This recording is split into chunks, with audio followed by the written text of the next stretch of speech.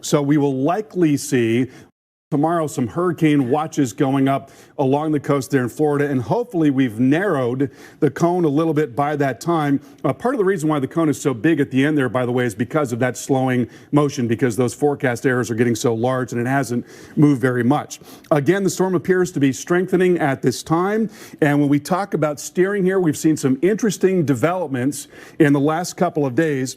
You notice this big flat ridge that we talked about right in there all across the Atlantic and into the southeast. If that big flat ridge remains strong, it's going to drive the storm more to the west, maybe across Florida and possibly out into the Gulf of Mexico. But there's been a little more indication today that that ridge may weaken. And part of the reason for that is that the storm is slowing. So that will give the ridge more time to actually weaken. And that could allow the storm a route out to the north. So this is the European model ensemble guidance here.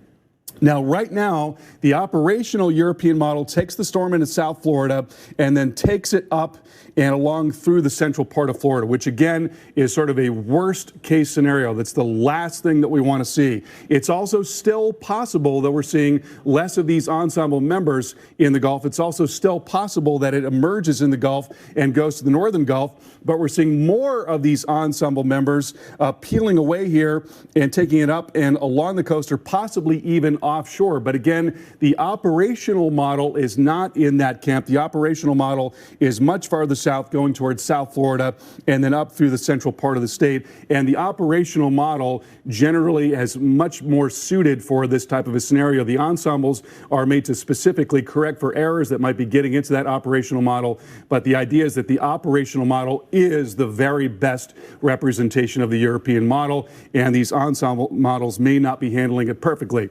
It is interesting that we're seeing this, Mark. We're seeing this possible turn out to the east. We'll have to see if that trend continues in the modeling, but at least right now, what it looks like is we could be talking about this sort of worst case scenario. I mean, it's not just hitting South Florida, it's hitting Central Florida, it's hitting Northern Florida, then maybe up into Georgia and the Carolinas, a devastating rain for days.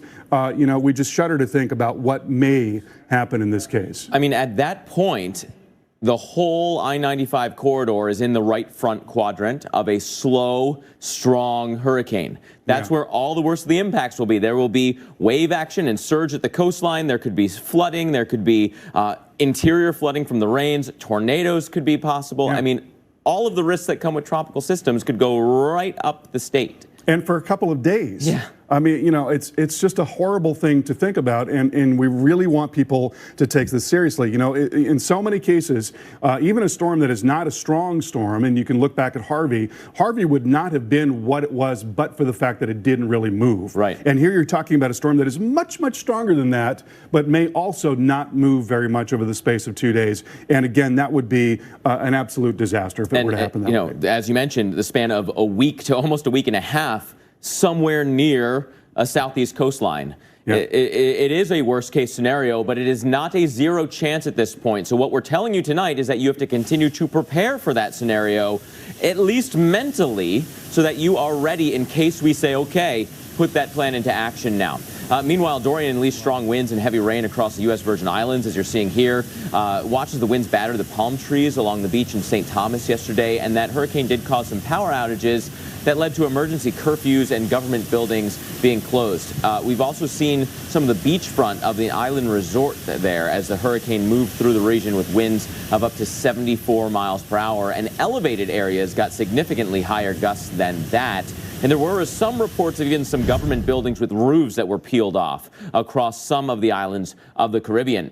But let's talk about where we go from here, right? We're watching this forecast of a strong hurricane. What you have are the different color lines here, all corresponding to different hurricane models that we look at. The takeaway here is that there's still a steady increase by most of the modeling in that hurricane wind speed all the way through the weekend. This is now Sunday at some point, then land interaction begins, and it's a slow decline back down. Tropical storm force isn't until here, okay? So that is a hurricane all the way through Monday, if not Tuesday, according to much of the modeling, even with land interaction at that point.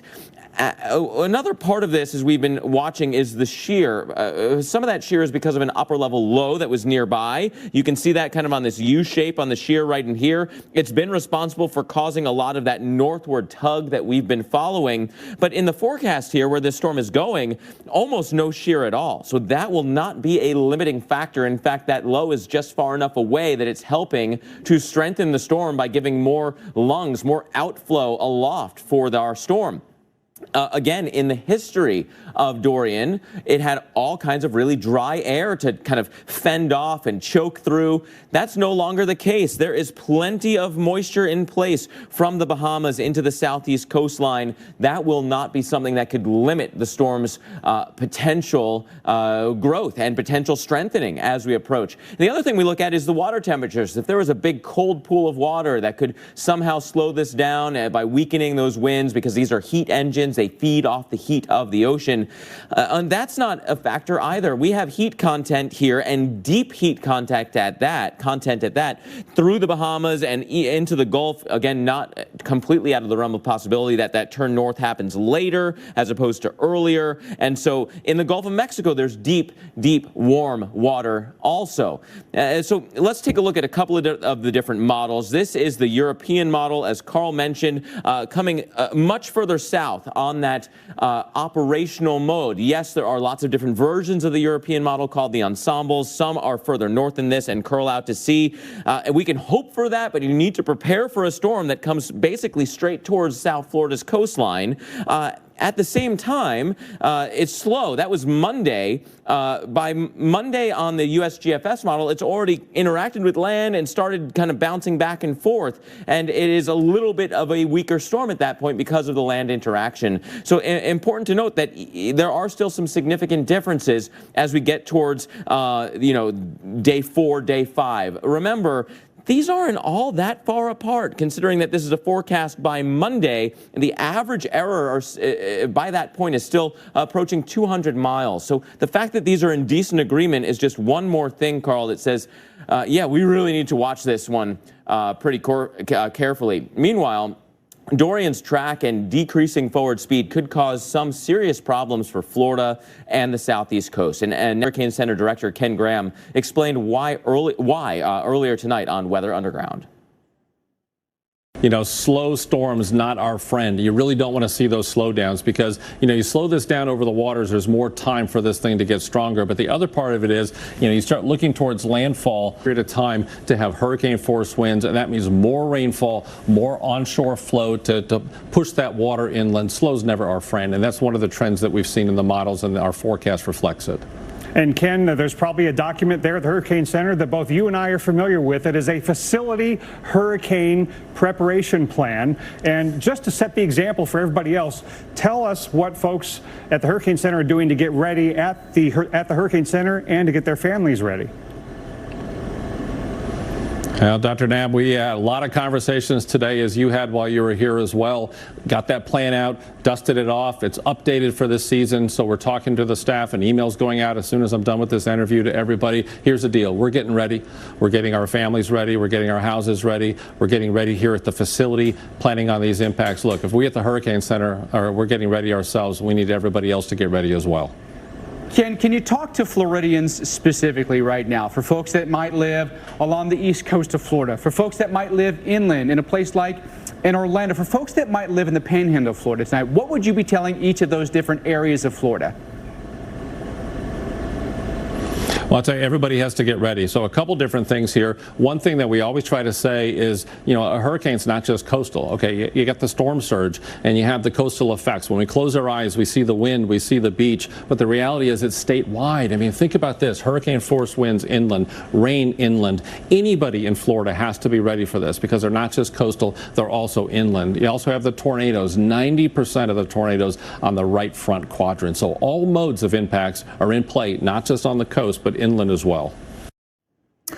So let's talk about why this storm is going to be moving so slowly over the next several days here. And wind is a function of temperature contrast. And so what we're looking at in this case is the temperatures up through the mid levels of the atmosphere. And you see there is a temperature contrast by the time you get to the northern tier of the country. That's where the stronger upper level winds are. But south of that, that whole big homogeneous area of red, that's all generally warm air and lighter wind aloft. And so as we watch the storm approaching, here it is coming in on Monday, right in there. Watch how little it moves as, again, you've got this huge broad ridge in place to the north of that system. So the steering flow is so light, that's why there is this potential for the storm to last, to linger, just to go on for days and days and days, slowly coming up in the southeast. We can only hope that that track is a little bit more offshore, but we certainly can't count on that.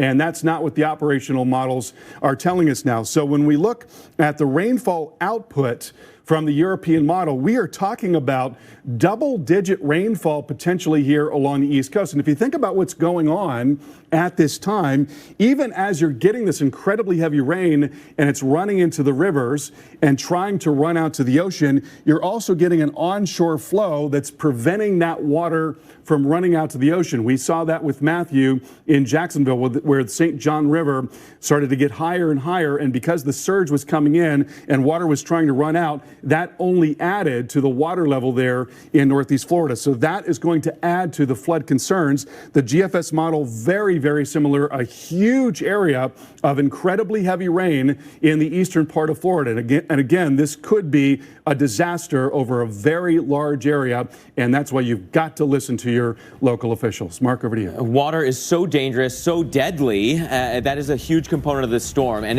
you might have questions about that or other components of Hurricane Dorian. Send them our way using the hashtag Hurricane Questions. We'll answer those later in the show. Keep them coming in on Twitter.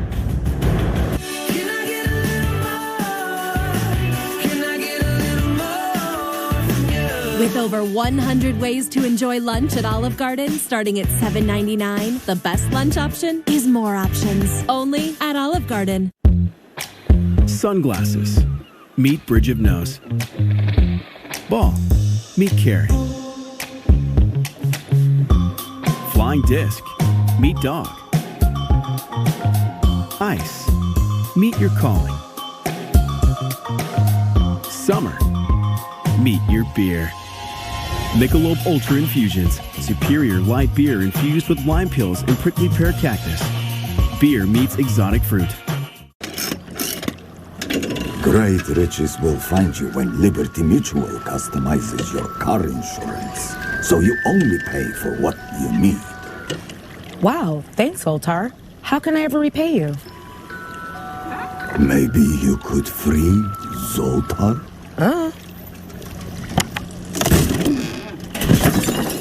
Thanks, lady.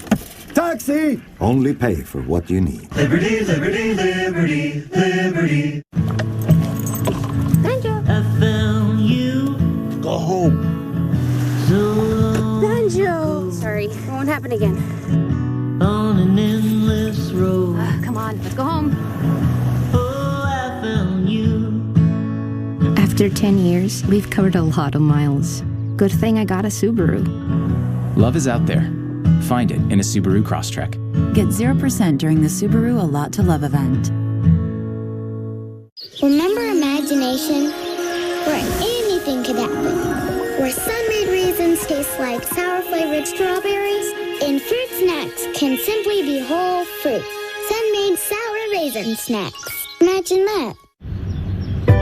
Would you like to try a burger made with plants? Plants. It's delicious, and I am a kid, so if I like it... Morningstar Farms, America's favorites, made from plants. Mirror, mirror, on the wall. Makeup mode. Done. Ooh, remind me to update my profile pic. Okay. Bear presents A Job Well Done. Painting be done and stay done.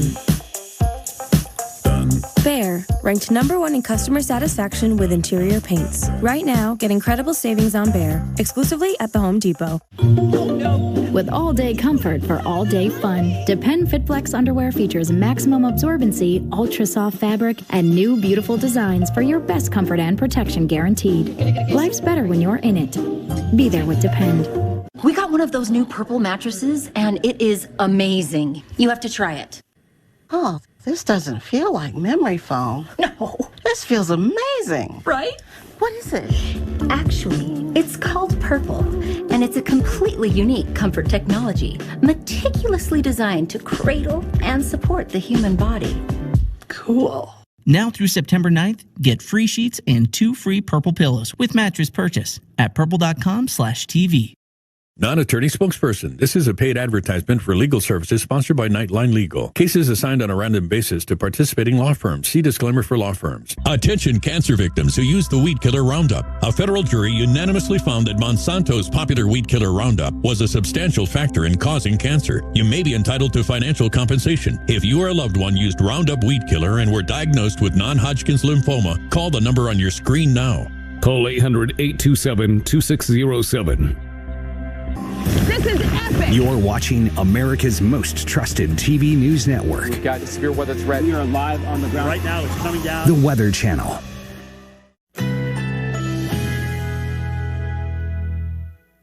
Currently in our area, 75 degrees under clear skies.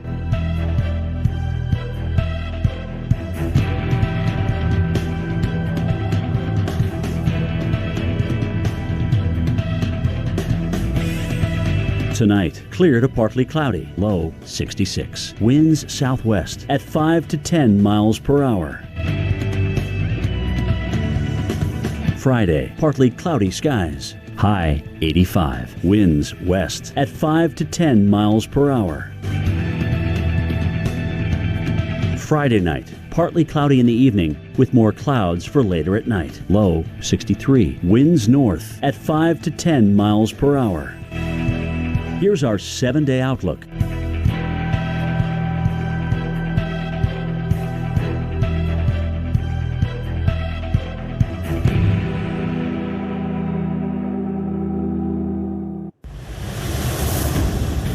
We are tracking Dorian, still getting some new views of what it was like when this storm came through the U.S. Virgin Islands. Now remember, they lost power across much of the islands, across the northern Caribbean. Spotty, not everyone lost power, but you can understand why we're still getting new video into us, as there was intense wind, not a Category 1 at this point, strong tropical storm, or to just converting to Category 1 at the time, and yet the forecast is for a Category 4 hurricane to be knocking on the U.S. shoreline.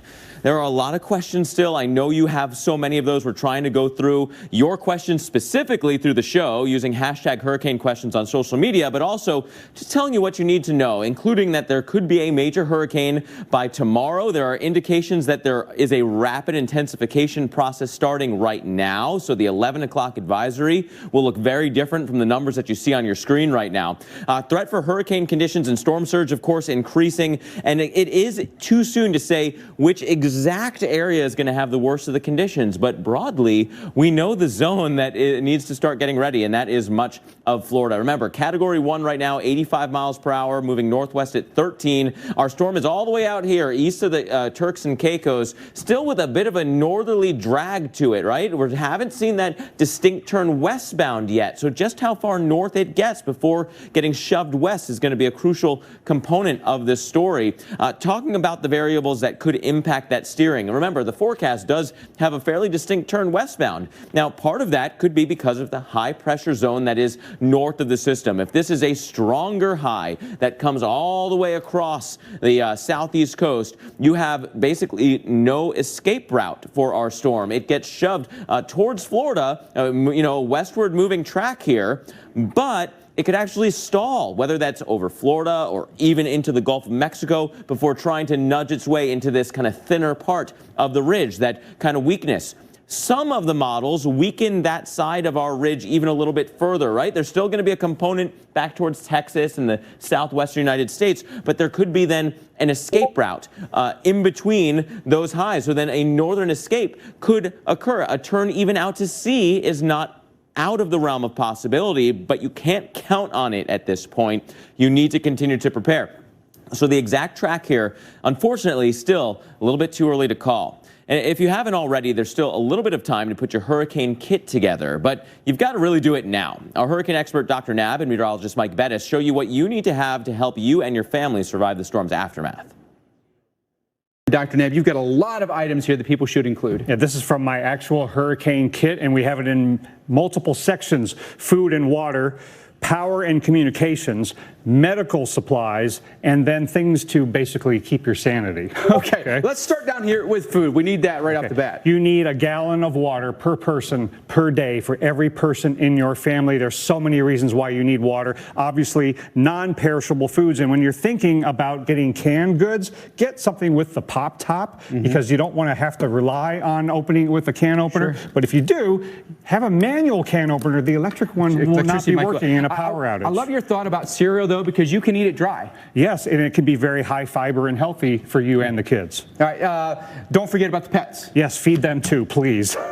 And then, if we, especially if you're going to get a big windstorm, you could have a loss of power for a really prolonged period of time. Yeah, so think of all of the things that require a battery and get those kinds of batteries ahead of time. But for your cell phone, here's one thing you really want to think about getting. That is a solar-powered USB charger. You can have battery-powered ones. Some of them charge ahead of time. That way you can use your cell phone as soon as the text messaging network comes back up. And don't light candles in your home. Get these portable lights, these LED ones, light up and burn nice and cool. And they last a long time. Yep. Too. First aid kit, so important. Yes, have a first aid kit because medical help might not be able to come. Fill your prescriptions ahead of time, get your non-prescription medications, and make sure you have all your baby supplies, sanitation wipes, and then enough said about all this stuff, right? But mosquito repellent, boy, necessary in most instances. It'll be unpleasant in the aftermath. But you got to keep your sanity. Right. Have games for you and the kids to play, dominoes, card games, and then talk about sanity. You want to have the peace of mind that your valuables and your insurance documents and other important documents are in a fire-safe, waterproof container. All items that every single family should have. And that is all stuff that you still have time to run out to the store and get. So if you can still be ahead of the game in that respect. And don't go anywhere. When we come back, we're going to go further into all those different scenarios for where Hurricane Dorian could make landfall, or if it will make landfall, right? There's still a lot of question marks here. Plus, we're going to explain what's signaling it that may bring catastrophic flooding. What's out there in the models that really has us worried about that? Right now, we're looking live towards Fort Lauderdale. The fish don't seem to mind that there's a storm well off the coast there as they swim by the docks. This view is going to change dramatically. This program brought to you by Cosentyx Secukinumab.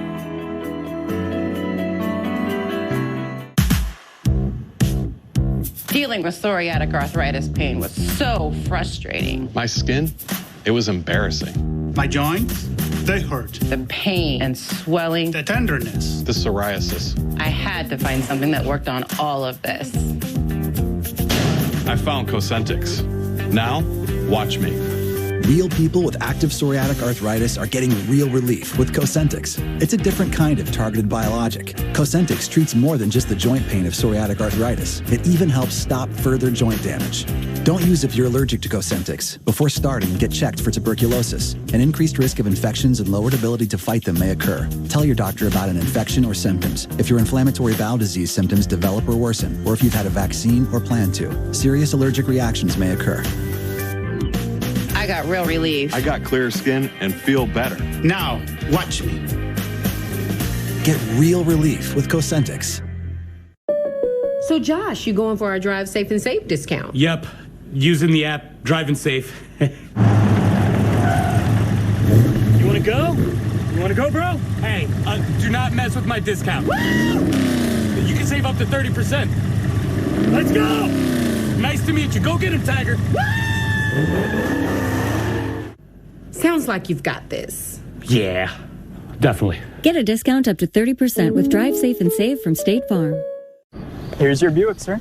Actually, that's my Buick. Your Buick doesn't have a roof rack. This is my Buick.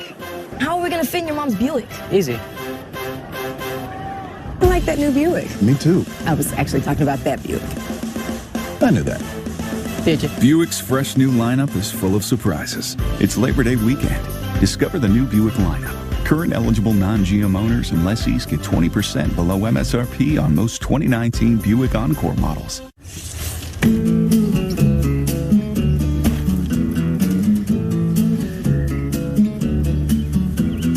Trees swaying in the summer breeze, showing off their silver leaves as we walk by. Soft kisses on a summer's day, laughing all our cares away. Now get 50% off all Domino's pizzas when you order online. 50% off sausage pizzas, handmade pan pizzas, even barbecue banana pepper pizzas. If you're into that, this week only get 50% off the menu price of 34 million pizza combinations at Domino's.com. To be their best, kids need good nutrition and practice. Lots of practice. Get them started right with Carnation Breakfast Essentials. It has protein plus vitamins and minerals to help kids be their best. Carnation Breakfast Essentials. All right, looking down on Dorian from above. Always, a humbling sight to see a tropical system from this kind of vantage point. Of course, here on Earth, its beauty is going to be overtaken by its ferocity as the stage is set for Dorian to continue to intensify over the very warm waters, right? The blue that you see there doesn't quite give the whole picture, that the water underneath this thing is 80, approaching 90 degrees, and we are days away from having a Category 4 storm potentially on our shores. Right here in the lab at the Weather Channel, we are with you until midnight Eastern, breaking down the new advisories and the forecast tracks as they come in. We're going to help you prepare as best as you can for Hurricane Dorian. I'm meteorologist Mark Elliott alongside storm specialist Carl Parker. And Carl, big changes from this point yesterday when we were talking to each other. And the changes, I would argue, are not good, right? No. I mean, the potential for a worst case scenario, one of those things that say the government offices would practice with a fake named storm because of a scenario that they just have to go through in textbook form could be unfolding with this one. We were trying to think of a scenario, a precedent like this. If you think about a major hurricane slowing down near a major city, and we couldn't actually think of anything. I mean, you've got Harvey, which hit a major city, but it wasn't a major hurricane. Right. You have You've Matthew. Got Florence. You have Florence that came in slowly. You have Matthew no major city that made the curve and affected a lot of people. Right. But it wasn't as slow. Yeah, not until it got to the Carolinas, where it was mostly smaller cities at that point. So to have a major hurricane slow down to a few miles an hour near a major city or several major cities, I just can't think of another example of that. And this is something that we've been seeing more of in recent years, this slowing of the forward speed of tropical cyclones. It's been demonstrable. It's been quantifiable. It makes finding the analogies of previous storms impossible, because it's different now from how it used to be when other storms were coming through. Right, and part of the reason for that is that the upper winds that tend to drive these things are retreating. They're farther north, so the steering flow is very, very light. So this is what we're looking at right now. The hurricane hunters are out in the system. They found winds of 105 miles per hour using a device that measures the ocean, the state of the ocean, and the microwave radiation that comes off of that. So it's a pretty good estimate, so we could very well be looking at a big jump in intensity at the next advisory.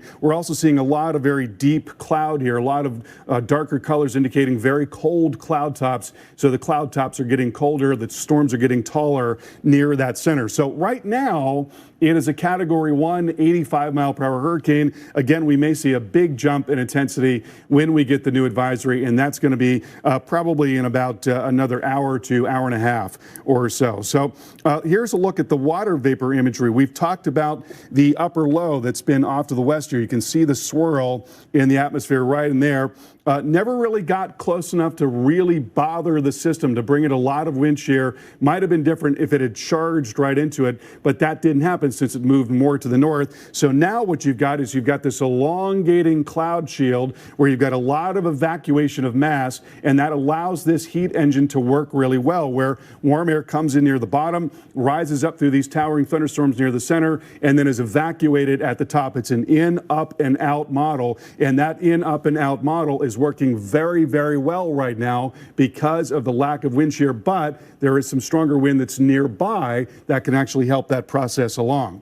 So let's take a look at the water temperatures. This has been a very important part of the story because they're more than warm enough to support a tropical cyclone, but they get warmer as you get closer to the Bahamas. This storm could be devastating for the northern part of the Bahamas. And then right in there, you've got the Gulf Stream. And not only is the storm going to pick up additional energy from that warm water over the Gulf Stream, it's going to be doing it very, very slowly, and there's great depth to that water as well. That's also really important because when you've got warm water at the surface, but it gets colder as you go down, winds with the storm can churn up the surface water, bring up cooler water. We call that upwelling, and that can weaken the system somewhat. But in this case, you've got depth to that warm water, and so the maximum potential intensity, which is something that we use to determine how strong a storm could get based on the water temperature, is very, very high all across this region. It's up into category 4 and 5 range, and that's because there's so much energy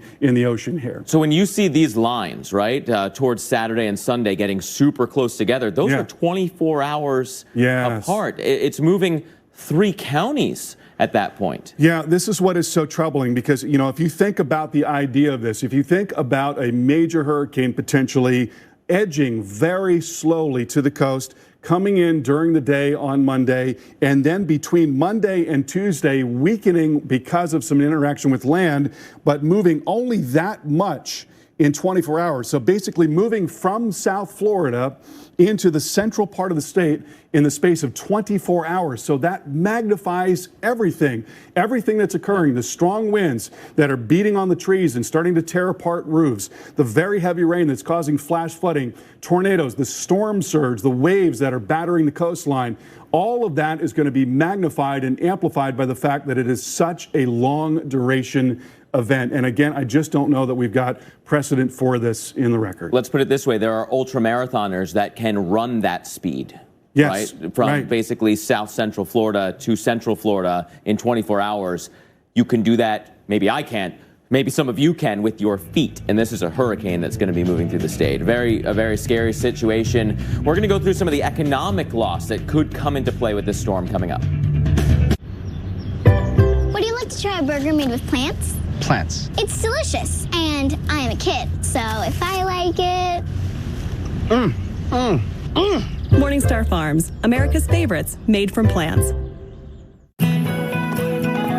Discover new San Pellegrino Essenza, a twist of Mediterranean flavors with the gentle bubbles of San Pellegrino. Add a twist of flavor. San Pellegrino Essenza, tastefully Italian. COPD makes it hard to breathe. So to breathe better, I started with Anoro. COPD tries to say go this way. I say I'll go my own way with Anoro. Once daily Anoro contains 2 medicines called bronchodilators that work together to significantly improve lung function all day and all night. Anoro is not for asthma. It contains a type of medicine that increases risk of death in people with asthma. The risk is unknown in COPD. Anoro won't replace rescue inhalers for sudden symptoms and should not be used more than once a day. Tell your doctor if you have a heart condition, high blood pressure, glaucoma, prostate, bladder, or urinary problems. These may worsen with Anoro. Call your doctor if you have worsened breathing, chest pain, mouth or tongue swelling, problems urinating, vision changes, or eye pain while taking Anoro. Ask your doctor about once daily Anoro to start treating your COPD. Save at Anoro.com.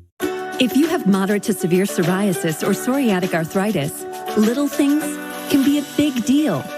That's why there's Otezla. Otezla is not an injection or a cream.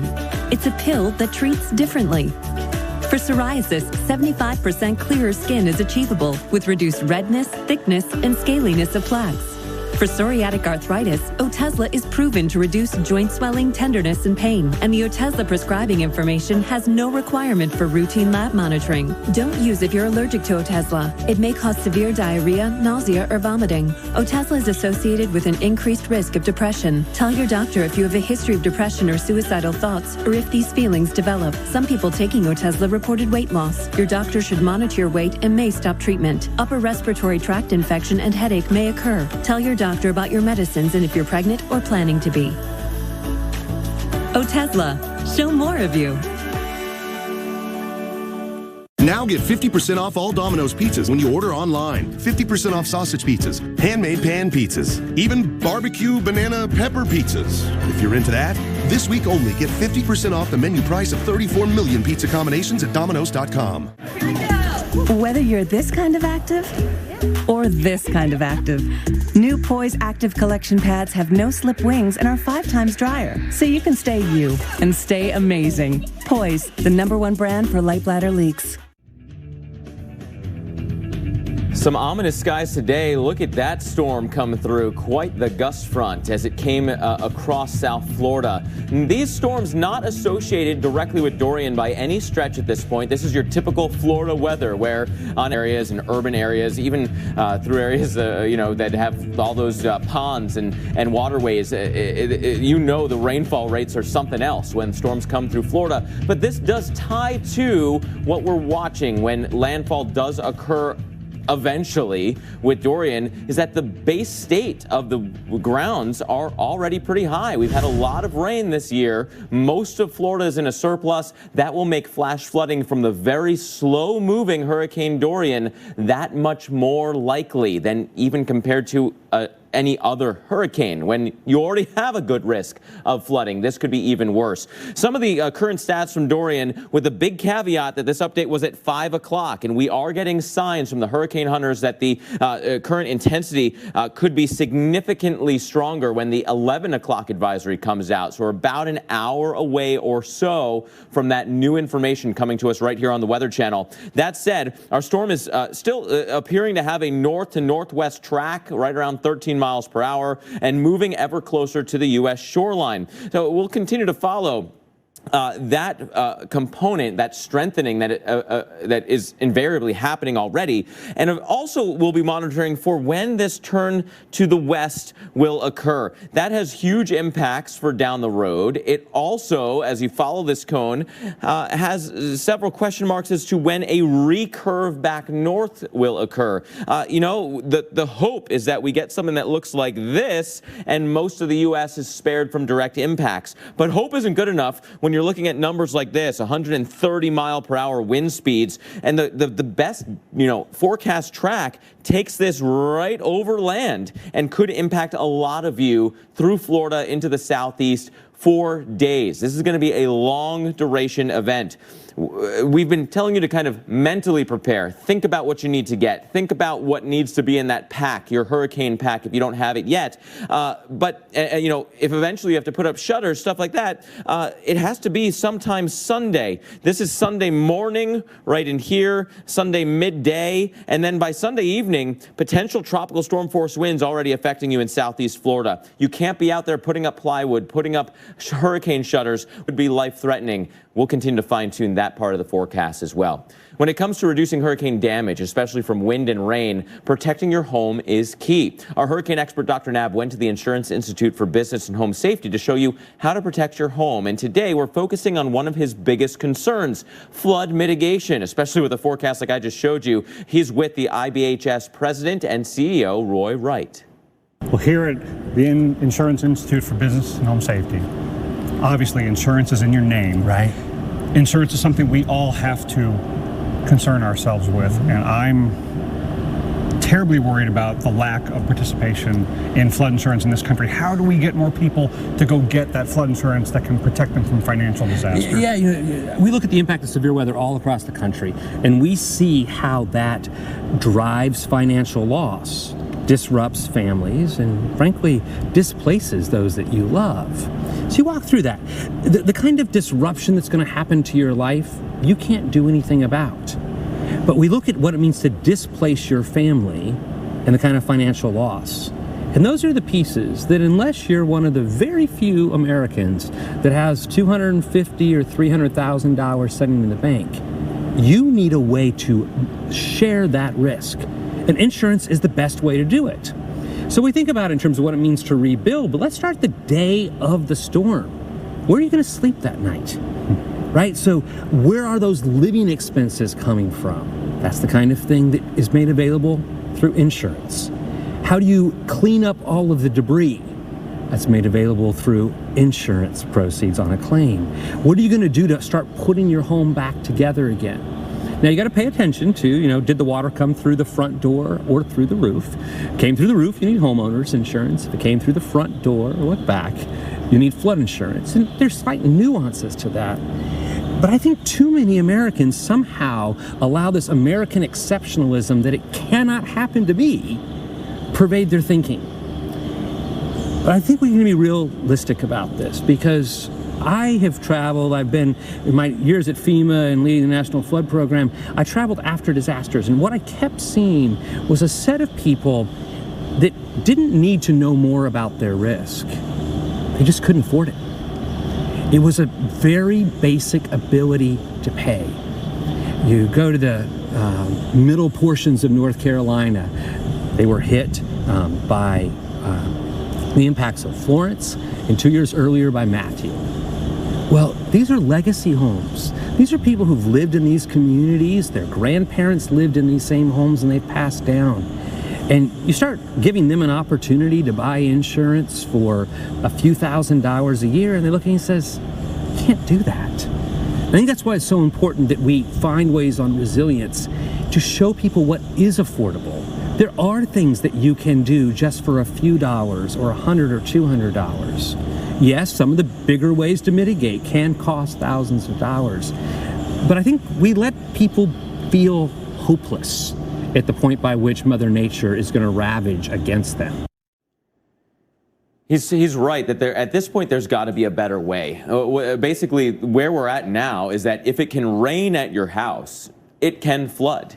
It almost should be mandated that if you have any sort of mortgage, you should have some sort of flood insurance that comes with it. You have to have fire insurance. Right. It's much less likely that you're going to lose your home to a fire over a 30-year mortgage than to a flood. Yeah, and most policies run, anywhere from a few to several $100s per year, which is, it's not nothing. That's certainly something. But a lot of the claims for flood damage are in six figures. Yeah. So if you don't have that insurance, then you're talking about financial ruin. I wish there was a way to just force it to be rolled into a mortgage automatically, because then, as you're paying it every month, you will not notice the extra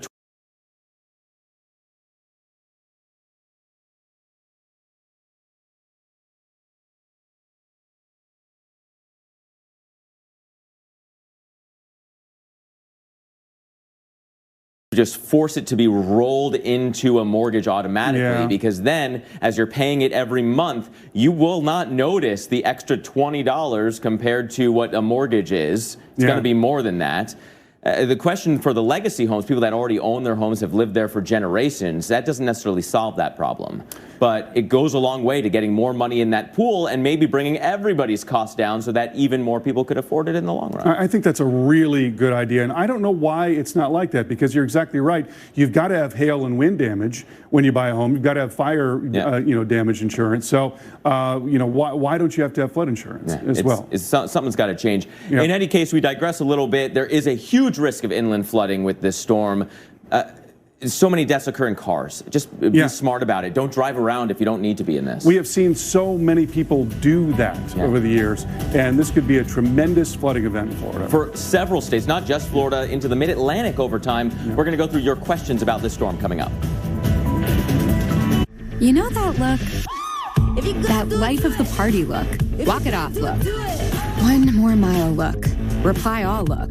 Own your look with fewer lines. There's only one Botox cosmetic. It's the only one FDA approved to temporarily make frown lines, crow's feet, and forehead lines look better. The effects of Botox cosmetic may spread hours to weeks after injection, causing serious symptoms. Alert your doctor right away, as difficulty swallowing, speaking, breathing, eye problems, or muscle weakness may be a sign of a life-threatening condition. Do not receive Botox Cosmetic if you have a skin infection. Side effects may include allergic reactions, injection site pain, headache, eyebrow, eyelid drooping, and eyelid swelling. Tell your doctor about your medical history, muscle or nerve conditions, and medications, including botulinum toxins, as these may increase the risk of serious side effects. So give that just saw a puppy look. And whatever that look is, look like you with fewer lines. Text now to get your exclusive offer. What will you do when the power goes out? Power outages can be unpredictable, inconvenient, and disruptive to your life. But with a Generac home standby generator, your life goes on, uninterrupted, because you'll have power when you need it the most. 24 days we were without power. I had air conditioner. I was able to stay here because of the Generac. Get the safety, security, and peace of mind your family deserves with a home standby generator from Generac. 8 out of 10 home generators are Generac, with thousands of satisfied customers. Very good product. Very, very good reviews from everybody. Prices start at just $19.99, and special financing is available with surprisingly affordable monthly payments. Call now to schedule your free in-home assessment. And if you act now, receive a free 1,200-watt inverter generator or a 40-volt cordless blower, up to a $500 value. Call or go online today. Power your life with Generac. Stream your news just like everything else you love with Local Now. It's completely free and ready to go when and where you are. Local Now. Find it in your favorite app store. Would you like to try a burger made with plants? Plants. It's delicious, and I am a kid, so if I like it... Morningstar Farms, America's favorites, made from plants. Discover new San Pellegrino Essenza, a twist of Mediterranean flavors with the gentle bubbles of San Pellegrino. Add a twist of flavor. San Pellegrino Essenza, tastefully Italian. Currently in our area, 74 degrees under clear skies.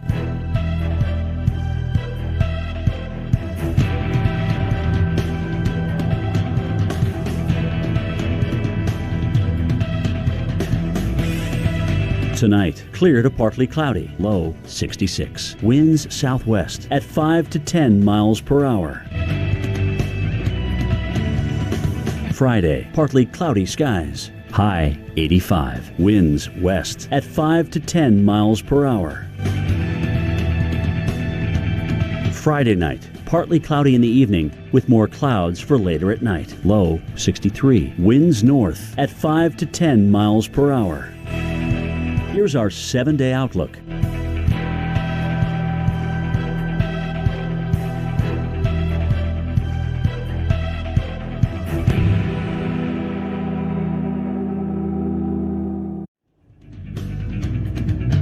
Well, residents in Titusville, Florida, not taking any chances that they will run out of fresh water for cleaning and cooking if Dorian makes landfall here. What you're watching is a woman filling up her tubs of water for her family and neighbors who may need water in the coming days. And I was talking with my parents about this earlier in the day. They live in South Florida, and I was like, you know, the run on stores for plastic bottles is a new invention. Back a few years ago, you took every pot and every pan and every reasonably clean container before the water treatment plant lost water, power to clean the water, and just filled all those buckets with water. And you can then boil that to clean it. You can, do cleaning with it for, self stuff, showers, if you will. You can have that water now. You don't necessarily have to use bottled water for that. Let's talk about, Carl wanted to jump in. I'll do you one better. Okay. A lot of bottled water is tap water. Yeah. There's that. So, again, you don't necessarily have to run to the store if you have a jug. That said, here's a little bit about what we know right now, including that forecast to become a major hurricane continues, and there are signs that the strengthening has already begun. So that means the threat for hurricane conditions and storm surge conditions, plus fresh water flooding inland, all of those continue to increase, certainly in the northern Bahamas, most likely through much of Florida as well, even though there are some differences here with regards to where this track is going to go. So there is a lot to kind of break down still, Carl, where we go from here. This storm has the potential, if everything happens, exactly the way some of the modeling suggests, it has the potential to be one of those storms that you remember. Yeah. To be one of those names that is retired, and one of those big names like, oh, you remember Dorian? We were in Dorian. It could be that. It really could. It could be something like we've never seen before, because it could be a major hurricane that crawls through the state of Florida, and that means all of the effects are going to be magnified, they're going to be amplified, they're going to go on for hours and hours and hours, even days in some areas. Now, this is the current satellite picture. The storm is intensifying right now. The hurricane hunters have been out in it. They have found winds of at least 105 miles per hour. Right now, an 85-mile-per-hour storm. So we do expect to see a jump in intensity by the time the next advisory comes out. Most likely, we're going to be looking at a Category 2 storm. Now, here are the European ensemble tracks. Now, what's been interesting about this is, if you've been with us for the last couple of days, a lot of the ensemble members were taking the storm westward and into the Gulf of Mexico. There's been a little bit of a shift in the trend with the ensemble members in particular. So we've got less of those members in the northern Gulf and more of those members recurving the storm up and along the coast or just offshore, which of course would be the very best case scenario. We can only hope that that's what happens. But another interesting thing about this is that the length of these ensemble tracks is 7 days. So a track that goes like this and all the way out to Nova Scotia, that's 7 days. And a track that goes like this up through the middle of the state and stops right there, that's 7 days. 7 days is what it could take for the storm to move up through the state of Florida and into Georgia. So, again, we really don't have precedent for this. You'd be talking about unbelievable amounts of rain, day after day of surge, and then also huge wind impacts. And I think it's important to note that the reason why we're seeing more of those curves that are either right at Florida or even just offshore is because the European model, slowed it down even further. So the longer it takes to get to Florida, the more opportunity that there will be at least some weakness in that ridge and that blocking feature to allow that curl north to happen. But you don't want to wish for a crawling, slowing storm just so that you have the chance that it curls away. That is a bad thing to be hoping for at this point. It could be devastating, and we've seen this trend in recent years of slowing storms, and it just makes everything worse. So let's get into some of your questions. I know a lot of you have questions about this storm. You've been sending them in on social media with the hashtag Hurricane Questions. Graham says, could this be as bad as Andrew? Is there a chance it could become a Category 5? I'm a little bit surprised that there's not more chatter about that, Carl. Yeah, so, if we look at something called maximum potential intensity, that's a measure of the warmth, the amount of energy that's in the ocean, because the ocean water, the warm water, is what fuels a tropical cyclone. It's what powers a tropical cyclone. So the maximum potential intensity is how strong a storm could get if everything was perfect. And of course, not everything is always perfect, but if it were perfect, if the atmospherics were perfect, then the maximum potential intensity all along the path from the Bahamas over to Florida is Category 5. Yeah. So absolutely, if it were, the conditions were ideal, atmospherically speaking, then yes, it could. And there are some models that suggest strong Cat 4, maybe to Cat 5. So it's not out of the possibilities. It's not the most likely thing right now, but it is something that we are monitoring for. Another question coming in using the hashtag Hurricane Questions from Shakondra, saying, if the hurricane hits central Florida, will that bring tropical storm force winds all the way to South Carolina? And, well, how far out do we have to be worrying about this? Well, that depends entirely on the track, because if it moves up and along the east coast of the U.S. and then curves around into South Carolina, then yes, very much so, there could be tropical storm force winds there. But if it moves straight out and into the northern Gulf, probably not. And also, if it recurves very early, there's a chance that we wouldn't see much weather at all in the Carolinas. Unless it then comes, slows down and does clip the Carolinas. That's a possibility, too. So what you were looking at there was the potential for tropical storm force winds, but it doesn't have a lot of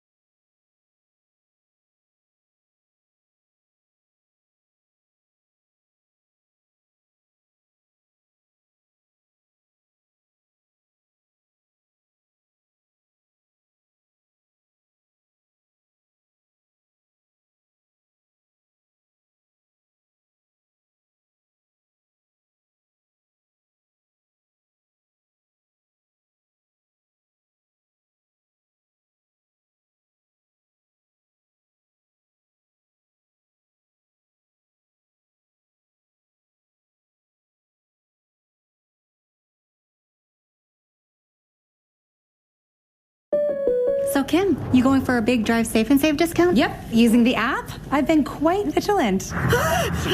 Easy. But you're in labor. Don't mess with my discount! Get a discount up to 30% with Drive Safe and Save. Bear presents A Job Well Done. Painting be done and stay done. Bear, ranked #1 in customer satisfaction with interior paints. Right now, get incredible savings on Bear, exclusively at the Home Depot. The first survivor of Alzheimer's disease is out there. And the Alzheimer's Association is going to make it happen. But we won't get there without you. Join the fight with the Alzheimer's Association. Hi, I'm Johnny Bench. After a Hall of Fame career, it's no wonder I use Blue Emu. Blue Emu's non-greasy, deep-penetrating formula gets down deep into those joints for big-time comfort and without any of that funky smell. Blue Emu, it works fast and you won't stink. DiGiorno pizza bakes fresh in your own oven and travels straight to your table. Unlike delivery that goes from oven to box to bag to car to traffic to wrong houses. Nobody delivers a piping hot and crispy crust like a DiGiorno pizza. It's not delivery, it's DiGiorno. Delicious high-fiber Raisin Bran. Sure you don't want me to come with you?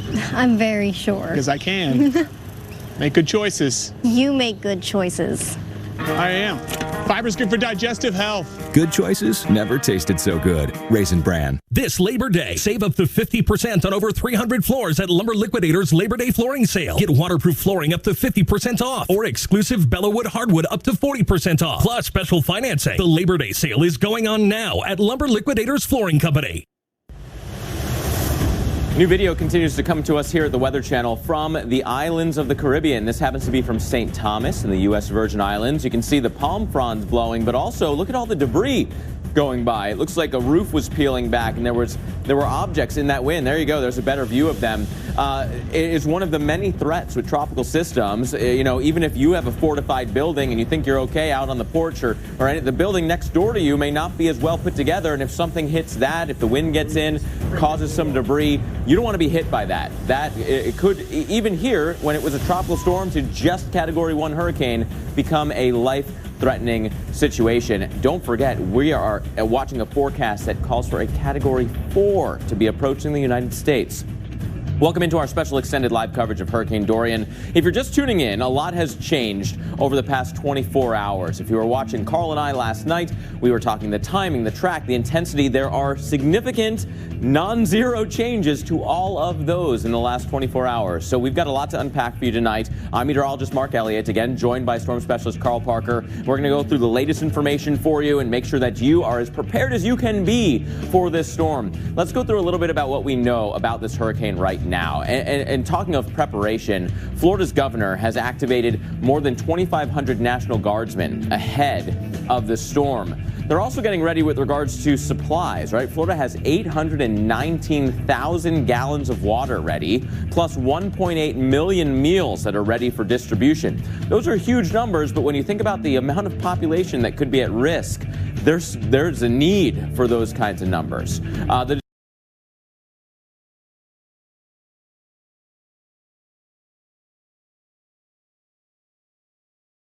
The Georgia Department of Transportation has special response teams that are ready to deploy for hurricane preparation.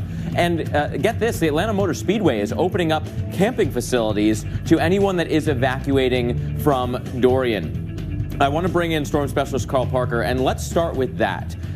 Because evacuations are always on everybody's mind when you have such a big hurricane potentially coming towards the United States. Yeah. Florida's a special case. It only has one direction to get you out. Right. And if you think back to a couple of the past storms, that evacuation was not an easy process. There were reports of widespread gas outages. There were people on roads for 10 to 15 times the amount of time that it would normally take to do that kind of distance. Yeah. Evacuating is not an easy decision to come to for these emergency management officers. No, it's not. And, we have relatives in Boca, and they're already talking about leaving tomorrow morning just to be on the safe side because they've been through that and all the traffic that, that is involved in that.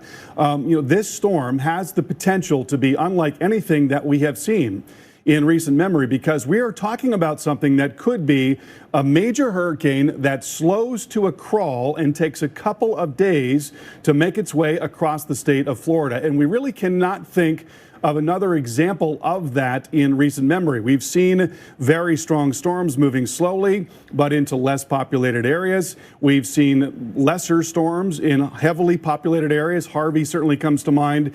But to see a major hurricane coming into heavily populated areas and then moving a few miles, there is an analog for that in the books, and that is on the table.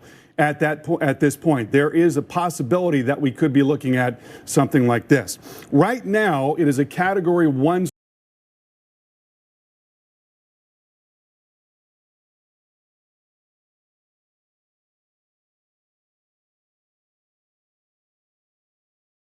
storm, an 85-mile-per-hour hurricane. But the hurricane hunters have been out in the storm. They've been flying back and forth. They did find winds of 105 miles per hour estimated. So the next advisory, and that's going to be coming out within the next hour here. The storm is definitely intensifying at this hour. As we've said, there's very little that's going to hold it back. And so as it continues to move off to the west, we expect that it's going to strengthen to a Category 3 by the time we get into the weekend, and it's going to be most likely close to a Category 4 beyond that. Now, we may see some fluctuations up and down. It may not happen exactly like this. It may get stronger for a time and then weaken, but the idea is that generally there's more than enough energy here, and the atmospherics are going to be supportive of the storm becoming this strong. But what's really disconcerting about this forecast is the fact that you've got these 24-hour forecast points. There's one right there. Monday starting to move in near South Florida. Then Tuesday, 24 hours later, the center of the storm has only moved from South Florida into Central Florida. If it happens like that, it's still possible that there could be some deviation. It's possible that it could move more to the north. It's possible that it could move more to the west. But if it happened just like this, and it was a major hurricane, to have a major hurricane moving that slowly over that short of a distance means that you're going to have tremendous impacts that are incredibly amplified by the fact that such a long duration event. So you think about, winds beating on roofs and taking down trees. That's horrible. That's a catastrophe. And that is on the table at this point. That is a possibility at this point, and that's what magnified. It's going to be much heavier rain as a result. We're also talking about storm surge over many, many high tide cycles. So in so many ways, this could be such a dangerous storm unless we can get it to go in a different direction, and that is a possibility. So those tropical storm force winds start to come in late on Sunday, most likely. So at that point, you're going to have to be settled in no matter what you're doing. And we'll probably see hurricane watches coming out tomorrow. Now, we talk about the steering flow here. We've talked about this big storm to the west. Well, some of the models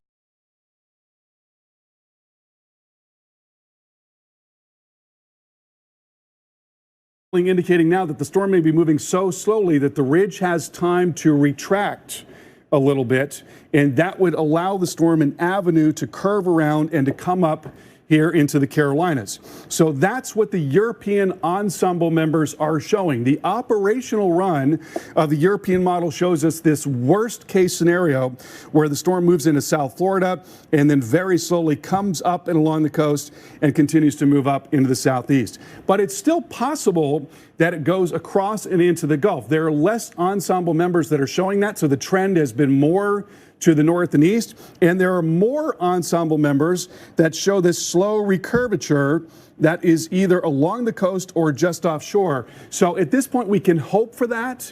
We can hope for that. It is possible that we see the storm coming around and doing something like this and remaining offshore. But right now, most of the guidance indicates that there is a really real risk to Florida, and the risk is so high. It's such a high risk that you've got to prepare for that. You cannot count on the storm recurving. We can hope that it does that, Mark, but you really cannot count on it. And again, I just can't think of another case. Harvey certainly is a storm that didn't move, but it was only a tropical storm. Right. And look at all the damage that it did. So this would be the rain plus the wind and the surge and everything that comes along with a hurricane. And all those impacts get so much worse when you compound the time factor. I want to talk a little bit more about the intensity forecast for this storm, because as many of you have noted on Twitter, as we've been chatting during the commercial breaks, the intensity has started to come up quite a bit. You're looking at the rain and the wind across the U.S. Virgin Islands, wind battering the palm trees in St. Thomas yesterday and even early yesterday, right? It's been away from the islands for a while. There were issues with the power outages. There were some curfews. There were some government buildings that were closed and damaged. And there, beachfront property here, including at some of the resorts, really took a beating. But briefly, that storm moved on. It's slowing down dramatically. And with that intensity, on the map you're looking at here, tropical storm force winds are this darker line, anywhere south of there. And each one of these colors is a different hurricane model. One of many models that we look at, but these are some of the more reliable hurricane models. Part one of this is that you don't see a distinct kind of downward trend in the bulk of these models with regards to wind speed until midday or later Monday. And you don't get to tropical storm winds until early Tuesday, if not late Tuesday, according to many of these models. This is days of hurricane intensity still on the way, with many of the models butting up against that 150 to 160 zone at the top of this graphic. Okay, that is a huge, frightening, and potentially catastrophic outcome with regards to the intensity that is still trying to come together. Part of that is because the storm is moving into an area that has almost no shear at all. And so there's nothing to tear apart the storm. In the past, it was very dry. There is very little dry air in the way of this storm. And as we've been talking about, the water temperatures are off the charts hot. So if this is a heat engine feeding off warm water temperatures underneath, it goes to say that we shouldn't have anything that would slow down development and intensification because of that. A quick look at some of the modeling as we continue to get new models into the Weather Channel. This is the one of the European model that is strong and slow by Monday in the Bahamas, then comes towards the coastline. The USGFS model, a little bit weaker because it already was interacting with land by that point, so it's a little bit faster. But really, that difference, models 4 to 5 days out. You look at the scope of the whole world from coastal Florida to portions of the western Bahamas is not a huge change. The takeaway from this is that you need to know your evacuation zone. You can go to floridadisaster.org and double check so that when evacuations are invariably issued, which could be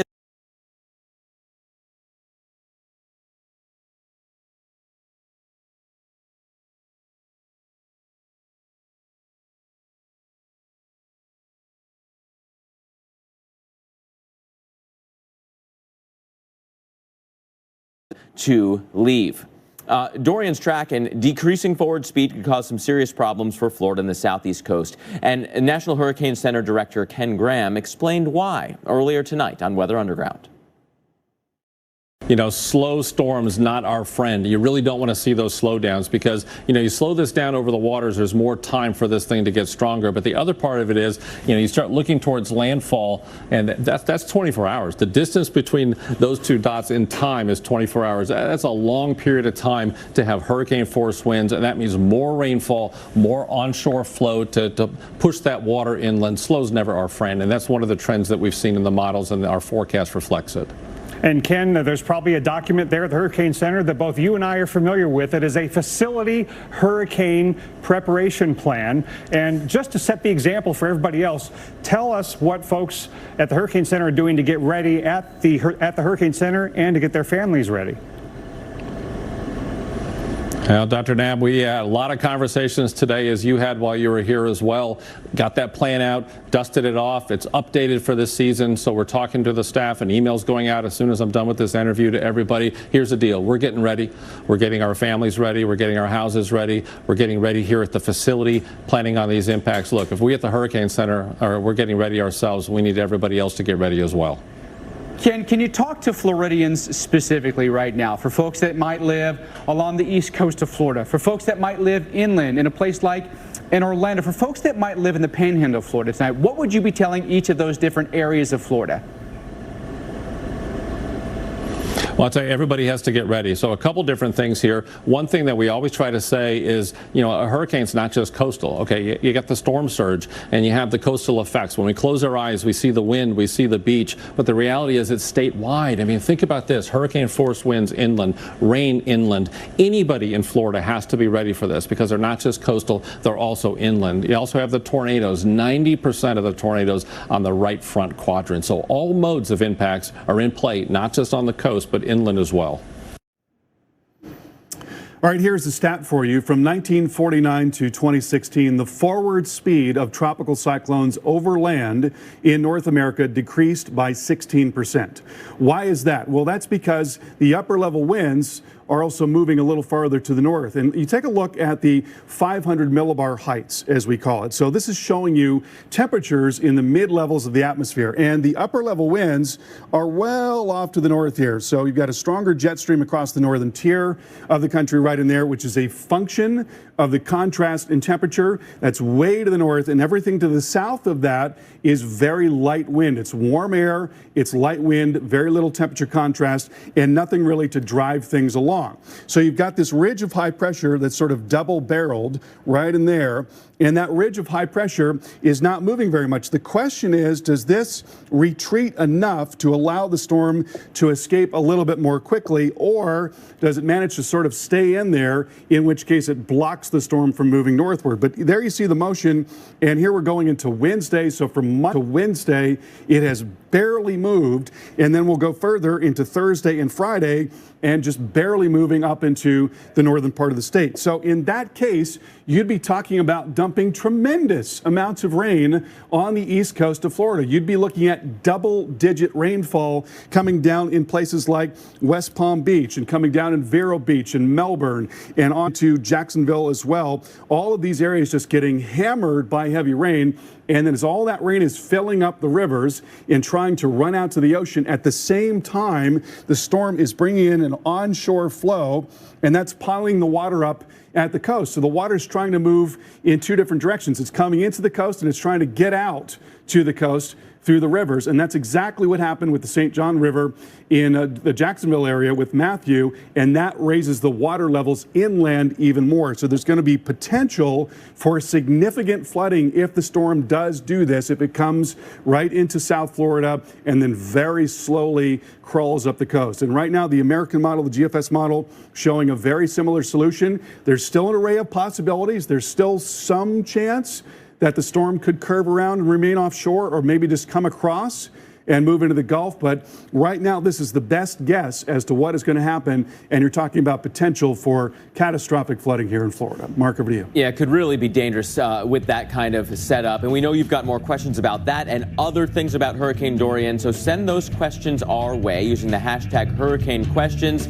We will give our best attempted answers during the show coming up. Son, I need to tell you something. What is it, Dad? If you ever have any questions, you call 1-877-522-5001. Means a lot, Pop. Special moments with Dos Equis. Keep it interesante. Mirror, mirror on the wall. Makeup mode. Done. Ooh, remind me to update my profile pic. Okay. I mean, if you haven't thought about switching to Geico, frankly, you're missing out. The mobile app makes it easy to manage your policy, even way out here. Your marshmallows. Get digital ID cards, emergency roadside service, even follow. Whoa. Oops. That cheeky little thing got away from me. My bad. Geico. It's easy to manage your policy. Volunteerism. Fundraising. Giving back. Subaru and our retailers have given over $165 million to charity. We call it our Love Promise, and it's why you don't even have to own a Subaru to love Subaru retailer. Subaru, more than a car company. That must be me right there. That's you? That does kind of look like our family. What are you wearing? Ancestry has over 400,000 yearbooks from all across the country. Start searching for your friends and family, free at Ancestry.com. Can be a big deal. That's why there's Otezla. Otezla is not a cream. It's a pill that treats plaque psoriasis differently. With Otezla, 75% clear skin is achievable. Don't use if you're allergic to Otezla. It may cause severe diarrhea, nausea, or vomiting. Otezla is associated with an increased risk of depression. Tell your doctor if you have a history of depression or suicidal thoughts, or if these feelings develop. Some people taking Otezla reported weight loss. Your doctor should monitor your weight and may stop treatment. Upper respiratory tract infection and headache may occur. Tell your doctor about your medicines and if you're pregnant or planning to be. Otezla, show more of you.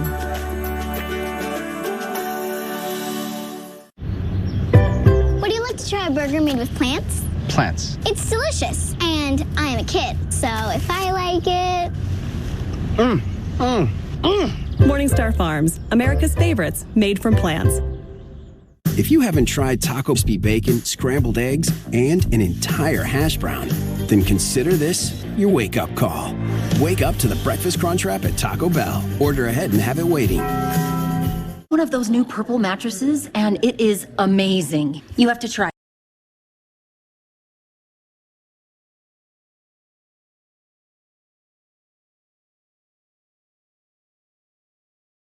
It's called Purple, and it's a completely unique comfort technology, meticulously designed to cradle and support the human body. Cool. This Labor Day, call 888-848-0104 to get free sheets and 2 pillows with mattress purchase. When the world is watching and you need your logo to be perfect, you need certainty. At 4imprint, we give you the ultimate guarantee. Because when something has your logo on it, it matters. To you, your customers, your coworkers, and to us. Our wide selection always changes to keep up with the latest trends. But there is one thing we deliver that's timeless. Certainty. Explore thousands of promotional products at 4imprint.com. 4imprint. For certain. This is epic! You're watching America's most trusted TV news network. We've got a severe weather threat. We are live on the ground. Right now, it's coming down. The Weather Channel.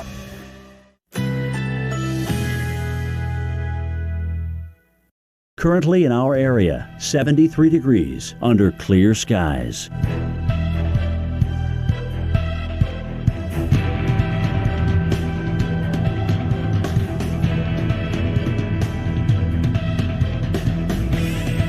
Tonight, mainly clear, low 66. Winds southwest at 5 to 10 miles per hour. Friday, partly cloudy, high 85. Winds west at 5 to 10 miles per hour. Friday night, partly cloudy early with increasing clouds overnight, low 63. Winds north-northeast at 5 to 10 miles per hour. Here's our 7-day outlook.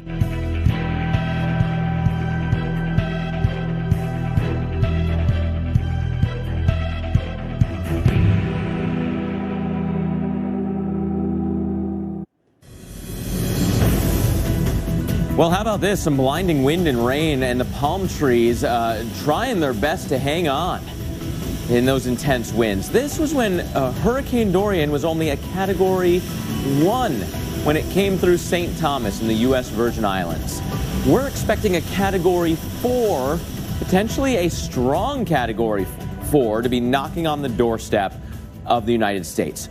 We can't stress this enough that now is the time to at least mentally prepare, go through that checklist, see what you still need to do if you are told that this thing is coming towards you. If the model consensus gets a little bit more focused in on your area, are you ready to ride out a slow, powerful storm?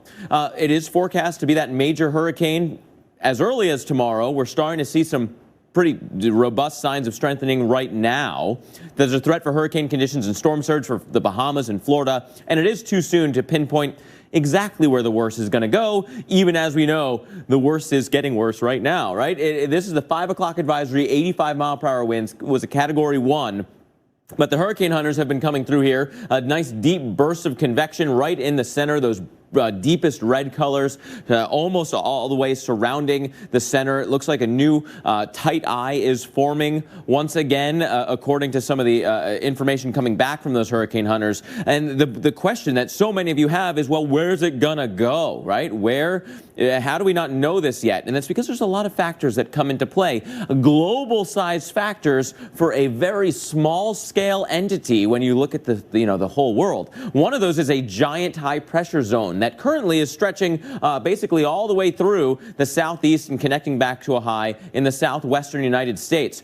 If that stays in place, it helps to shove our storm westbound, and you really could see a stalling of this, whether it's over Florida in the Gulf or trying to kind of nose its way into the southeast, but having a real hard time getting through that high, trying to find a weakness. You see how it's kind of more shallow in that zone through the mid-Atlantic. You could, in theory, and some of the models suggest this, especially if we have enough time to get there, that this high weakens a little bit further. This trough does swing in and does help to pick up the storm, which would mean that northern escape route opens up and you're not trapped in the southeast. Instead, you have a curl away, hopefully off the shore, but potentially right up the coast and slowing down still. This is going to be a very difficult forecast for the next 12 to 24, even 36 hours before we can say this county is really going to be hit the hardest. So if you haven't done it already, there's still a little bit of time to put your hurricane kit together no matter where you live. But you got to do it now. Our hurricane expert, Dr. Nab, and meteorologist Mike Bettis show you what you need to have to help you and your family survive the storm's aftermath. Dr. Nab, you've got a lot of items here that people should include. Yeah, this is from my actual hurricane kit, and we have it in multiple sections: food and water, power and communications, medical supplies, and then things to basically keep your sanity. Okay, let's start down here with food. We need that right off the bat. You need a gallon of water per person per day for every person in your family. There's so many reasons why you need water. Obviously, non-perishable foods. And when you're thinking about getting canned goods, get something with the pop top, because you don't want to have to rely on opening it with a can opener. Sure. But if you do, have a manual can opener. The electric one will not be working in a power outage. I love your thought about cereal, though, because you can eat it dry. Yes, and it can be very high fiber and healthy for you and the kids. All right, don't forget about the pets. Yes, feed them too, please. And then, if we, especially if you're going to get a big windstorm, you could have a loss of power for a really prolonged period of time. Yeah, so think of all of the things that require a battery and get those kinds of batteries ahead of time. But for your cell phone, here's one thing you really want to think about getting. That is a solar-powered USB charger. You can have battery-powered ones. Some of them charge ahead of time. That way you can use your cell phone as soon as the text messaging network comes back up. And don't light candles in your home. Get these portable lights, these LED ones, light up and burn nice and cool. And they last a long time. Yep. Too. First aid kit, so important. Yes, have a first aid kit because medical help might not be able to come. Fill your prescriptions ahead of time, get your non-prescription medications, and make sure you have all your baby supplies, sanitation wipes, and then enough said about all this stuff, right? But mosquito repellent, boy, necessary in most instances. It'll be unpleasant in the aftermath. But you got to keep your sanity. Right. Have games for you and the kids to play, dominoes, card games, and then talk about sanity. You want to have the peace of mind that your valuables and your insurance documents and other important documents are in a fire-safe, waterproof container. All items that every single family should have. And a little pro tip from my experience out in these storms: the produce section is always completely full. When all the Pop-Tarts are gone and all the cans of unlabeled stuff is the only thing on the shelf, get a couple bags of apples. They don't have to go right in your fridge. They'll go a long way to keep you full. Don't go anywhere. When we come back, we're going to dig into all those possible scenarios for where Dorian goes, how strong it gets, and who will be impacted. Stay with us. This program brought to you by LegalZoom. Get legal help for your business and family at LegalZoom.com. This is Justin. Hey, what's up? This is Justin's Brewery on East 4th. This here is my beer.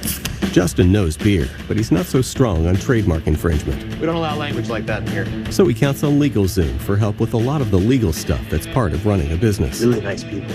We helped him with an LLC and trademarks for all his beers. What he said. Which means Justin can get back to what he loves. It's 5 o'clock somewhere. This is Justin's pride and joy. And this is where life meets legal. Well, it finally happened, Zachary. Somebody burned down my she shed. Nobody burned down your she shed, Cheryl. Well, my she shed's on fire. The she shed was struck by lightning. Zachary, is my she shed covered by State Farm? Your she shed's covered, Cheryl. You hear that, Victor? I'm getting a new she shed. She shear? Mm-hmm. That's wonderful news.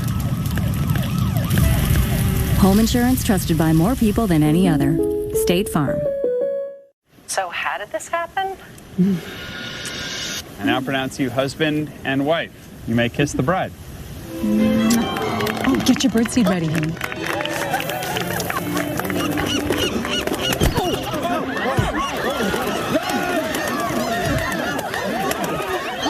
United Healthcare helps connect you to care whenever you need it. So I'm not going to need stitches then? No, just the antibiotic cream. Oh, watch out.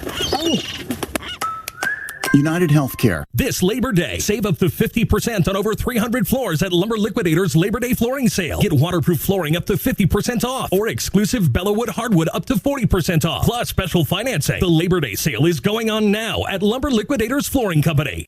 With bipolar 1 disorder, it can feel like there's too much to do, and you need to do it all. But mania, such as unusual changes in your mood, activity, or energy levels, can leave you on shaky ground. Ask your healthcare provider about Vraylar. Vraylar treats acute mania of bipolar 1 disorder and was proven in adults with mixed episodes who have both mania and depression. Elderly patients with dementia-related psychosis have an increased risk of death or stroke. Call your doctor about unusual changes in behavior or suicidal thoughts. Antidepressants can increase these in children and young adults. Report fever, stiff muscles, or confusion, which may mean a life-threatening reaction, or uncontrollable muscle movements, which may be permanent. Side effects may not appear for several weeks. High cholesterol, weight gain, high blood sugar, and decreased white blood cells, both of which can be serious or fatal. Dizziness upon standing, falls, seizures, impaired judgment, heat sensitivity, and trouble swallowing may occur. Ask if Vraylar can help you find your balance. Lowe's is here with what you need to make refreshing updates throughout your home. And with Labor Day savings too, like up to 40% off select appliances. And $15 to $45 off paint and stain. Do it right for less. Start with Lowe's.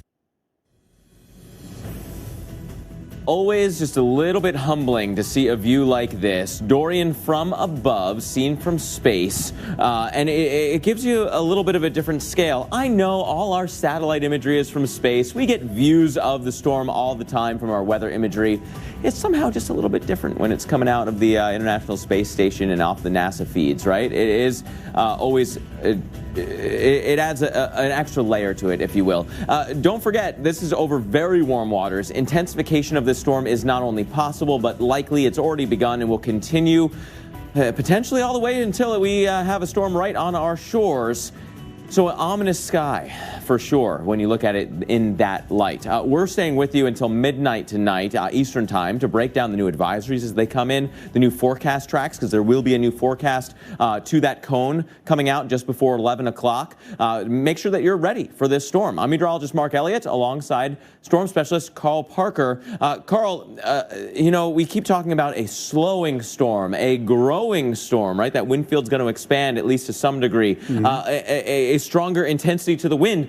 There isn't a lot of good news coming out from what we're talking about tonight. No, there is not. You know, you think about the idea of a major hurricane affecting a highly populated area, and it's hard to think of something that is worse than that, but there is something that's worse than that, and that is a major hurricane affecting a highly populated area for a day or more, because it's taking so long to move up and along the state of Florida. And that is a possibility in this case. And the storm is intensifying at this hour. The hurricane hunters have been out flying a crisscross pattern as they do over the storm. They found winds of 105 miles per hour at the surface estimated. So we could be talking about a Category 2 storm when we get the new advisory. That's probably going to be within the next half hour. We've also been noticing a little more structure, colder cloud tops, very well-defined what we call CDO, or central dense overcast, about the center of the storm.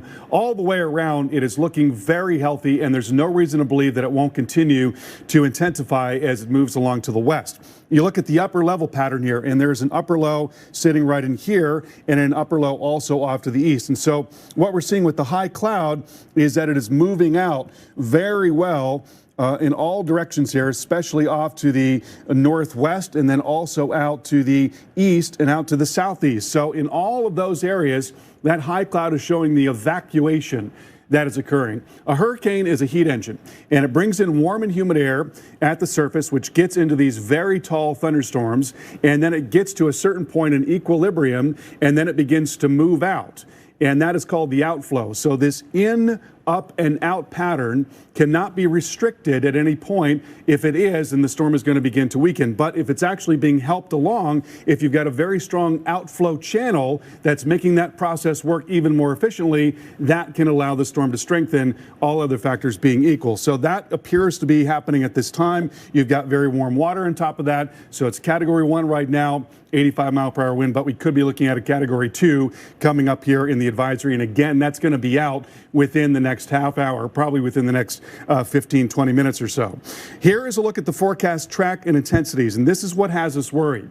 When you look at the water temperatures here, when we talk about ocean temperatures, not just how warm it is, but the depth of the warmth as well, that can be put into a formula called maximum potential intensity. How strong could a storm get if all of those atmospheric conditions were ideal for development? And in this case, the maximum potential intensity along this path is Category 4 to Category 5. So that's a big part of why you see this forecast taking the storm to Category 4 as it moves towards the coast here. But also notice that it moves very, very slowly, coming in Monday, and that's a forecast point Monday evening, and then Tuesday forecast points. 24 hours is what it takes to move from South Florida into the central part of the state. So think in there, if it were in fact a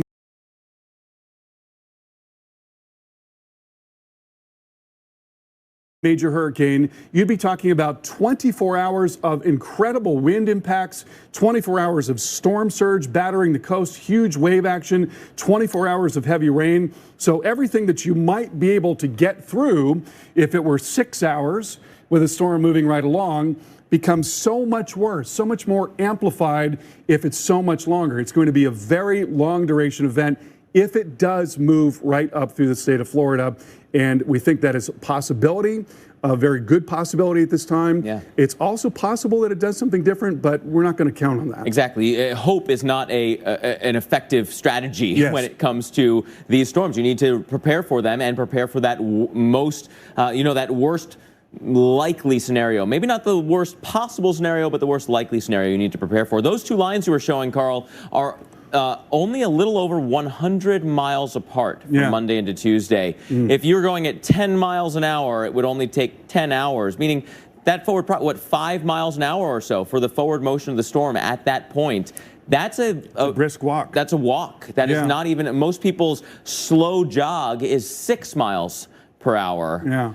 That is 5, and that is a very scary concept. This could be devastating if it happens just like that. Now, I want to very quickly show you the European ensemble members here, because there are some ensemble members that curve the storm around slowly and then take it out to the northeast while it remains offshore. Again, we're not going to count on that. We've seen that over a couple of runs now. Yeah. It's interesting. It would be wonderful if it happened that way, but we're not going to count on it. Right now, what we're planning on is for a major storm to affect the state of Florida. And that also doesn't remove then the Carolinas from being impacted, so there's a lot more to unpack. We'll be right back. Exactly. Liberty Mutual customizes your car insurance, so you only pay for what you need. Nice. But what's up with your partner? Not again. Nemo, that's your reflection. Only pay for what you need. Liberty, liberty, liberty, liberty.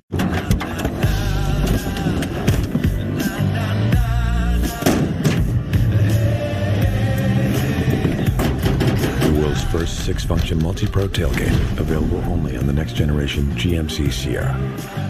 Step up to GMC and get over $10,000 total value on this next generation 2019 Sierra Crew Cab SLT. Or get 20% below MSRP on these 2019 Double Cab and SLE Crew Cab models with a traditional tailgate. The proud son of an immigrant father, John Hernandez found his own path through a field of smoke. When wildfires threatened communities, John jumped into danger, fighting through fear and fatigue until the fire was contained. John found his fighting spirit in one of the most dangerous jobs in the world, a job few are willing to do. Since 1925, we've proved that it doesn't matter where you come from. It matters what you're made of. Modelo, brewed for those with a fighting spirit. Remember childhood? And these little red boxes? And our sweet little sun-made raisins. Life was always play. And worries, what were they? Remember childhood? Don't forget, it never left. COPD makes it hard to breathe. So to breathe better, I started with Onoro. COPD tries to say, go this way. I say, I'll go my own way with Onoro. Once Daily Onoro contains 2 medicines called bronchodilators that work together to significantly improve lung function all day and all night. Onoro is not for asthma. It contains a type of medicine that increases risk of death in people with asthma. The risk is unknown in COPD. Onoro won't replace rescue inhalers for sudden symptoms and should not be used more than once a day. Tell your doctor if you have a heart condition, high blood pressure, glaucoma, prostate, bladder, or urinary problems. These may worsen with Onoro. Call your doctor if you have worsened breathing, chest pain, mouth or tongue swelling, problems urinating, vision changes, or eye pain while taking Onoro. Ask your doctor about Once Daily Onoro to start treating your COPD. Save at Onoro.com. To be their best, kids need good nutrition and practice. Lots of practice. Get them started right with Carnation Breakfast Essentials. It has protein plus vitamins and minerals to help kids be their best. Carnation Breakfast Essentials. Now get 50% off all Domino's pizzas when you order online. 50% off sausage pizzas, handmade pan pizzas, even barbecue banana pepper pizzas. If you're into that, this week only get 50% off the menu price of 34 million pizza combinations at Domino's.com. On any day that ends in Y, you can get scenes like this across South Florida. Quite the shelf cloud, leading edge of a thunderstorm, then all the rain behind that. Quite the view underneath that shelf as well with that turbulent atmosphere. This well out ahead of Dorian, not necessarily at all really involved with what's to come to Florida, other than to say it is the precursor rain. All this heavy rain that's been falling on the state has made the soil moistures high, has made the rivers high.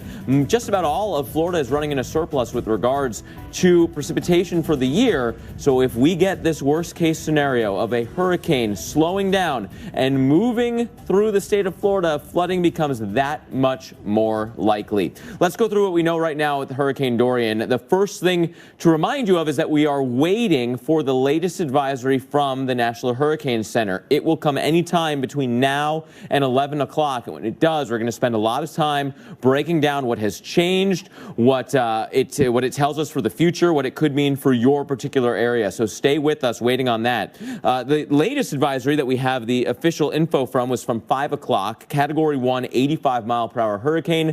We know that the wind speed is going to come up in the next advisory. The question is how much? How much of that Hurricane Hunter aircraft data that showed over 100-mile-per-hour winds, for example, will be verified, determined to be worth putting into that forecast by the forecasters in the National Hurricane Center offices. The last track that we got, again, this will get an update as well at 11 o'clock.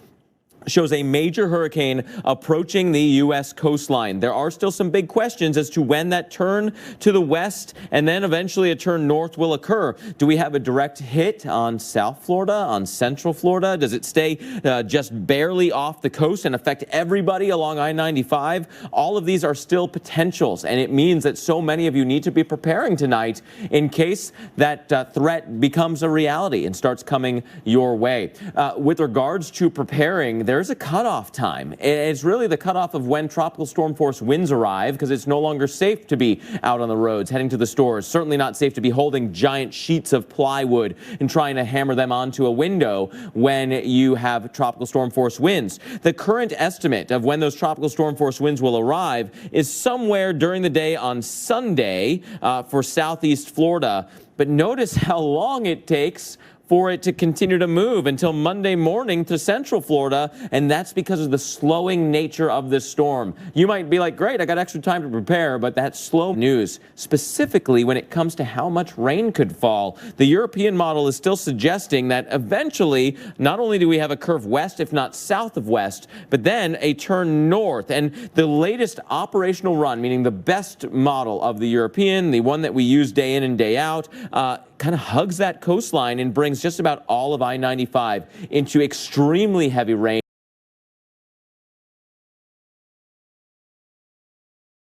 Double-digit rainfall totals. That's through Wednesday. Days of this kind of impact, along with an onshore flow, the beach erosion, the wave action, and the bottleneck that occurs from the water coming in from the ocean and the water trying to leave from the land. That makes the river flooding that much worse. When it comes to reducing hurricane damage, especially from wind and rain, you got to protect your home. Our hurricane expert, Dr. Nab, went to the Insurance Institute for Business and Home Safety to show you how to do just that. And today we're focusing on flood mitigation, a crucial topic considering what the forecast says. Dr. Nab talks to IBHS President and CEO Roy Wright about the importance of flood insurance. Isn't it helpful also to compare the costs of flood insurance to the cost of repairing flood to your home out of pocket? There's no question about this, right? You know, so if you live in a medium hazard zone, those insurance policies run about $500. And by the time you're dealing with the higher hazard zones, you're looking at prices of $1,200, $1,500, $2,000. And in some direct coastal areas, it can be higher than that. But at the point that you're trying to put your home back together again, where the cost of reconstruction is $60,000, $80,000, $170,000, you have to count how many years that I need to pay premiums. Now, I'd love to show people math and explain all that to them, but they just go down to the bare knuckles. How many years would you have had to pay that to have saved up all of that money? And that's the power of insurance. Now, are we going to get people there? I think it's going to require communities and leaders in communities to show people the way in terms of what's possible on the risk and how they can buy down that if they have the resources. And then for those who don't have that resource, how do we help as a community close that gap? Yeah, especially given that not every community in this country even participates in the community rating system and the flood insurance program. Right, in the flood insurance program, 98% of Americans live in a community that participates in the National Flood Insurance Program. Yet you look at those kind of higher levels of flood resilience that communities would invest in, well, that list gets down to only about 1,600 communities in America. And that could help premiums come down if more communities would do that. It does bring premiums down. And it brings premiums down because it brings risk down. Right. And when you can bring risk down, particularly at a community scale, that makes a fundamental difference. Don't you wish all the communities could do that, especially in the planning stage? Going back afterwards is hard. There's all the zoning laws and all this, homeowners' land use and stuff in the way. If you're planning a community and you can put flood mitigation in then, that goes a huge way. Yeah, and another interesting part of this is that they're redrawing the flood maps all the time. So, where you may not have been in a flood zone, 20 years ago, now suddenly you are in a flood zone. I mean, that just happened with Harvey in Houston. There are all kinds of people that thought they were completely in the clear, thinking about in the future with heavier rains coming in the future. If it can rain at your house, it can flood. It only takes one slow-moving storm. A hurricane is a whole different beast when it comes to flooding, sure, but we know that flooding happens very often now, right? And it is much more likely that you're going to have flooding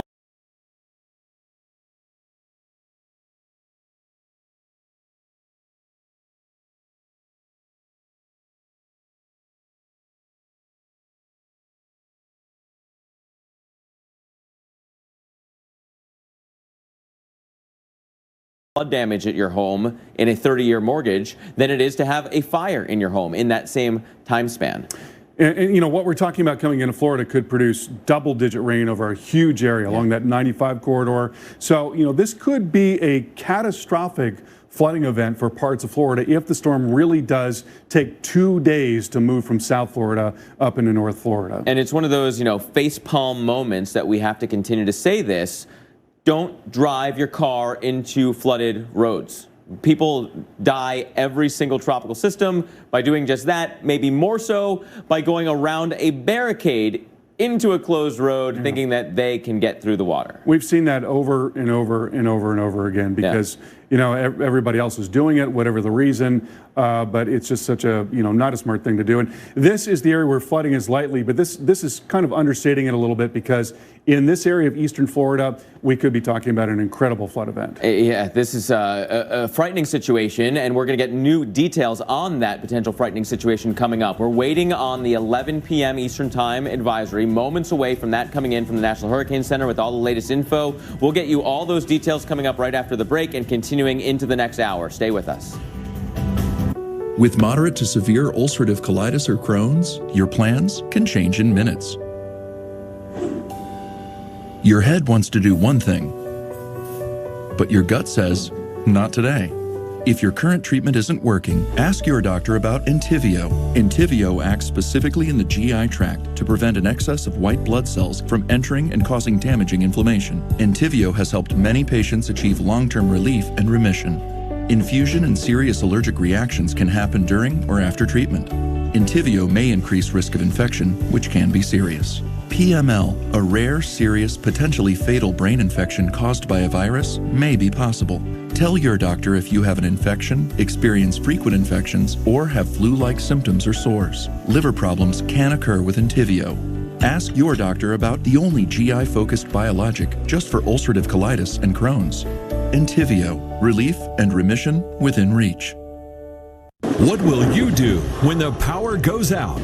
Power outages can be unpredictable, inconvenient, and disruptive to your life. But with a Generac home standby generator, your life goes on, uninterrupted, because you'll have power when you need it the most. 24 days we were without power.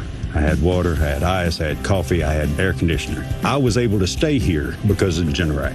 Get the safety, security, and peace of mind your family deserves with a home standby generator from Generac. 8 out of 10 home generators are Generac, with thousands of satisfied customers. Very good product. Very, very good reviews from everybody. Prices start at just $19.99, and special financing is available with surprisingly affordable monthly payments. Call now to schedule your free in-home assessment. And if you act now, receive a free 1200-watt inverter generator or a 40-volt cordless blower, up to a $500 value. Call or go online today. Power your life with Generac. This is epic! You're watching America's most trusted TV news network. We've got a severe weather threat. We are live on the ground. Right now, it's coming down. The Weather Channel. This Labor Day, save up to 50% on over 300 floors at Lumber Liquidators Labor Day flooring sale. Get waterproof flooring up to 50% off or exclusive Bellawood hardwood up to 40% off. Plus special financing. The Labor Day sale is going on now at Lumber Liquidators Flooring Company. Anyone can deliver pizza. Only Marco's can deliver America's most loved pizza. Hot and fresh and right to your door. Every day at Marco's, get 2 medium, 1-topping pizzas for just $6.99 each. Hello to the Italian way. Hello, Primo. Currently in our area, 73 degrees under clear skies.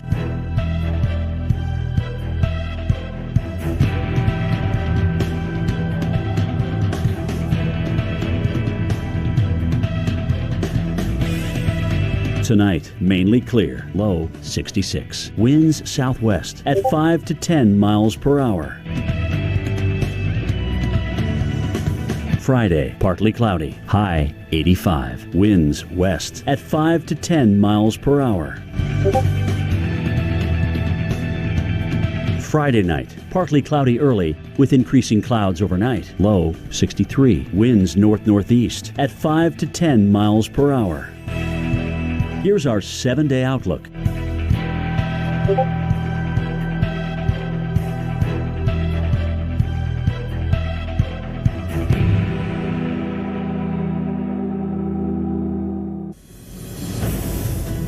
Residents getting ready in Florida. This is in Titusville, not taking the chance they can run out of fresh water for cleaning or cooking if Dorian does make landfall. Importantly, because if they are overwhelmed by outside water, you can have contaminated water flowing through the pipes. And so what they're doing here is filling all the clean bins. Maybe not clean enough that after a week and a half you want to drink from them, but more than enough that you could clean off a dish in them, or, you know, wash some grime off your hands or your legs, right? That helps. It never used to be the case that you had to go buy 18 pallets of bottled plastic water.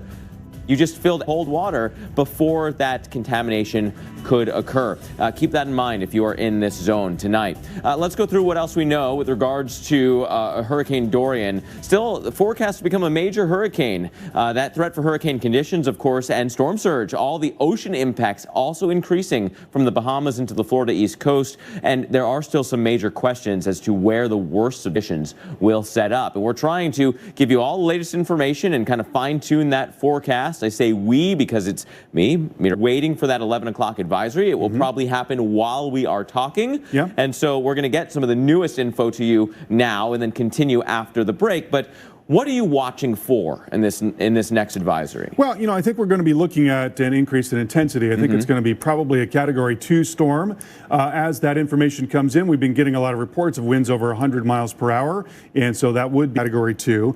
And so, you know, we're seeing this strengthening trend, which we have been expecting, and we expect that that will continue. Now, really interesting trends here in the European model in the last day. If you've been with us for the last couple of days, these are the ensemble tracks of the European model. So they take the European model, you've got the operational run, that's the main European model run, and then they rerun the model 51 times to account for errors that might be getting into that operational run. So they tweak things just a little bit, just different tracks.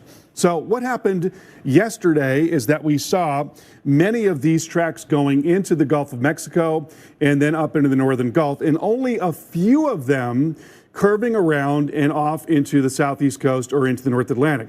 The shift that occurred between yesterday and today is that fewer of the tracks are moving into the Gulf and many more tracks are curving around along the southeast coast and out over the open water. Now, we certainly can't count on any of that at this point. And right now what the operational run is doing is it's taking the storm into South Florida and then very slowly moving it up and along the coast, which is going to mean maximizing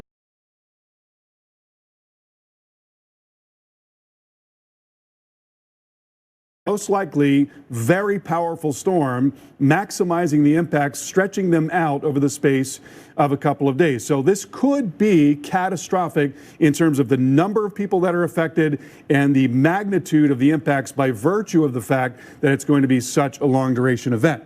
But there's still this outside chance that the storm slows down and makes its way off to the northeast, curves around like that. We can hope for that. That's all we can do at this point is hope for it. We certainly cannot count on it. And Carl, as we're waiting for that 11 o'clock advisory, I want to get to one of the questions that was coming in from social media using the hashtag hurricane questions, because I think a lot of people, maybe not in this exact scenario, but are going through this tonight. From Tina, how likely is Dorian going to hit South Beach? Where can I go? I'm freaking out. I'm just a tourist from South America. Please help. It's a tourism state. People are not familiar with evacuation zones. They are in a hotel right on the coast. What's some of the advice that we can give tonight? Well, you know, so it's really important to pay attention to the forecast and figure out exactly where this thing is going to be going. Yeah. So if, for example, it does what the European model is suggesting, and it slowly comes into the edges into the South Florida coast and then begins to slowly lift northward, well, in that case, you might be able to go across the state into Southwest Florida, say around Naples, and you'd have less impacts there. That would be a possibility if it were to happen exactly like that. But if it came across the state, that wouldn't help you at all. And so you have to really know exactly what the storm is going to do. And local officials through floridadisaster.org will be putting out information first for residents and for tourists. They'll say, we're closing things down for tourism, or we're not, or we're closing things down for zone A or zone AB or zone B. You need to know what zone you're in. So you can go on this website and put in your exact address. It will tell you where you are with regards to those zones so that when that information starts coming out, you know exactly what you will need to do. Really critical to understand exactly where you are, what the nature of the terrain is. Exactly. And so the new advisory is coming in right now. It is a Category 2 hurricane, 105 mile per hour winds. There are more changes than just that, because this is a full advisory, meaning there's a new cone that's coming out. And so let's go through some of the new stuff, including the pressure and the wind speed. Yeah, pressure is down considerably, down I think by about 13 millibars, 977, and 105 is the speed. We thought that might be the case based on the data that the hurricane hunters were getting. So this is now a Category 2 hurricane on its way, most likely to becoming a Category 3 or 4 storm. We'll have much more coming up at the top of the hour. Managing type 2 diabetes? Audrey's on it. Eating right and staying active? On it. Audrey thinks she's doing all she can to manage her type 2 diabetes and heart disease, but is her treatment doing enough to lower her heart risk? Maybe not. Jardiance can reduce the risk of cardiovascular death for adults who also have known heart disease, so it could help your life from a heart attack or stroke. And it lowers A1C. Jardiance can cause serious side effects, including dehydration, genital yeast or urinary tract infections, and sudden kidney problems. Ketoacidosis is a side effect that may be fatal. A rare but life-threatening bacterial infection in the skin of the perineum could occur. Stop taking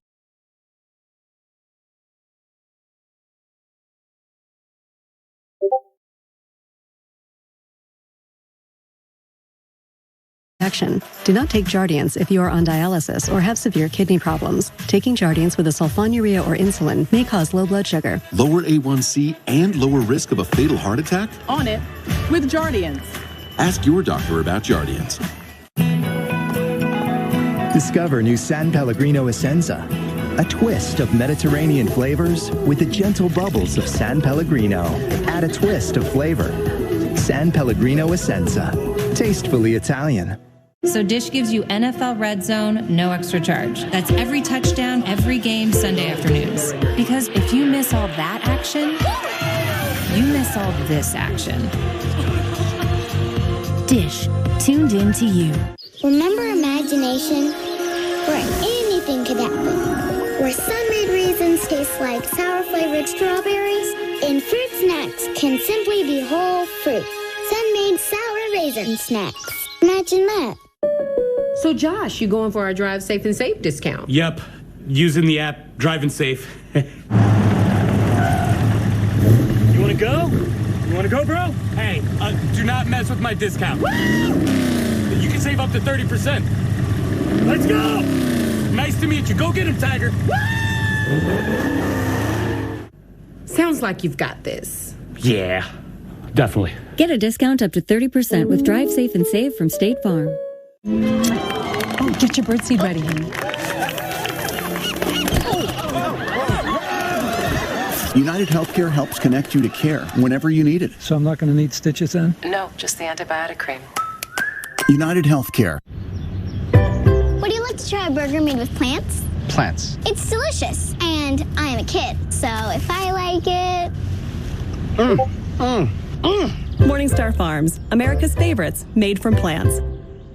Now get 50% off all Domino's pizzas when you order online. 50% off sausage pizzas, handmade pan pizzas, even barbecue banana pepper pizzas. If you're into that, this week only get 50% off the menu price of 34 million pizza combinations at Domino's.com.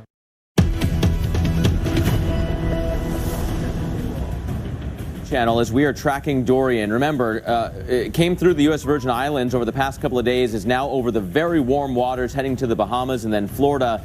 And we have the newest advisory into us here at the Weather Channel, including the fact that we now officially have a Category 2, 105 mile per hour hurricane on our hands. And the forecast brings it to a very strong Category 4.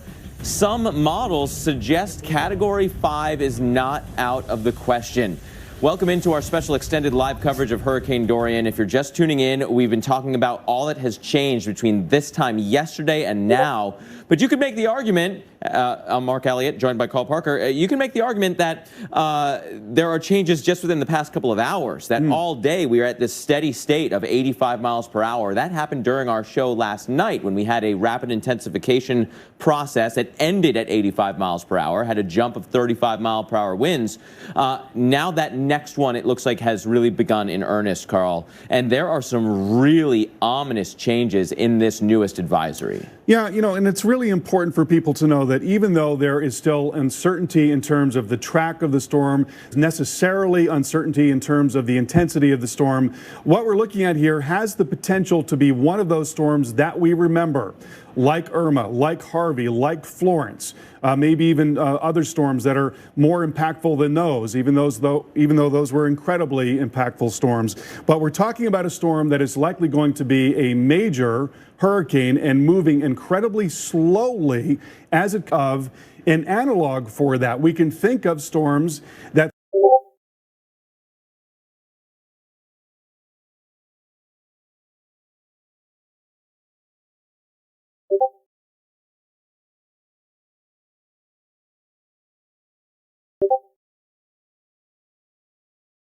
Harvey comes to mind. We can think of storms that were very intense and came in and slowed down, such as Florence. But what we cannot think of is a major hurricane that slowed down to perhaps a few miles per hour, also affecting a major metropolitan area and maybe more than one.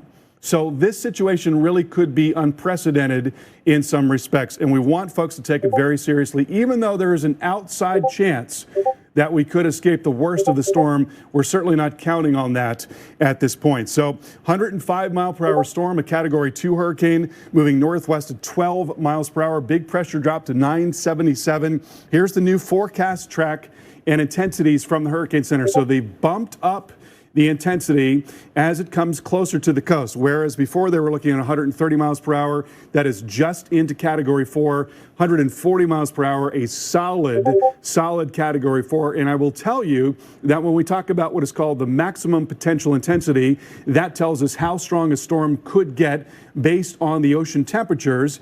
If the atmospheric conditions were ideal, the maximum potential intensity is in the Category 4 to 5 range along the track of the storm. So, and we don't think there's going to be much shear or anything standing in its way. So there certainly is that potential. And the other big change on that track graphic is that after day 3 or so, there's a distinct southerly shift following what the shift in the models has been doing throughout the day, going south before eventually making that curve around to the north. So a good 30-mile difference, which is several counties, if you will, putting different people at risk towards the end of that time frame just off the coast of South Florida now, when a couple of days ago we were looking at North Florida, Georgia, South Carolina looked more likely than South Florida. Not the case right now, Carl. Right. And we should also point out that the reason why this track is narrow and then it gets bulbous at the end there is because each of these points represents the average forecast error. So those average forecast errors grow as you go out in time. They get larger and larger. But what happens here at the very last point is that it has not moved very much at all. So look at what has happened here. Monday evening, showing a forecast point that may be right into South Florida. And then Tuesday evening, a full 24 hours later, it has barely moved in that time. And that means you're maximizing all storm that produced hurricane force winds for 6 hours without too much damage to your home. Well, would it be that way if it was 12 hours of hurricane force winds and incredibly heavy rain and storms? So you're really talking about something that is not something that we see a lot of in the world of tropical meteorology, and that's why we want you to take it seriously. There's still an outside chance that we see some deviation here, but there's a lot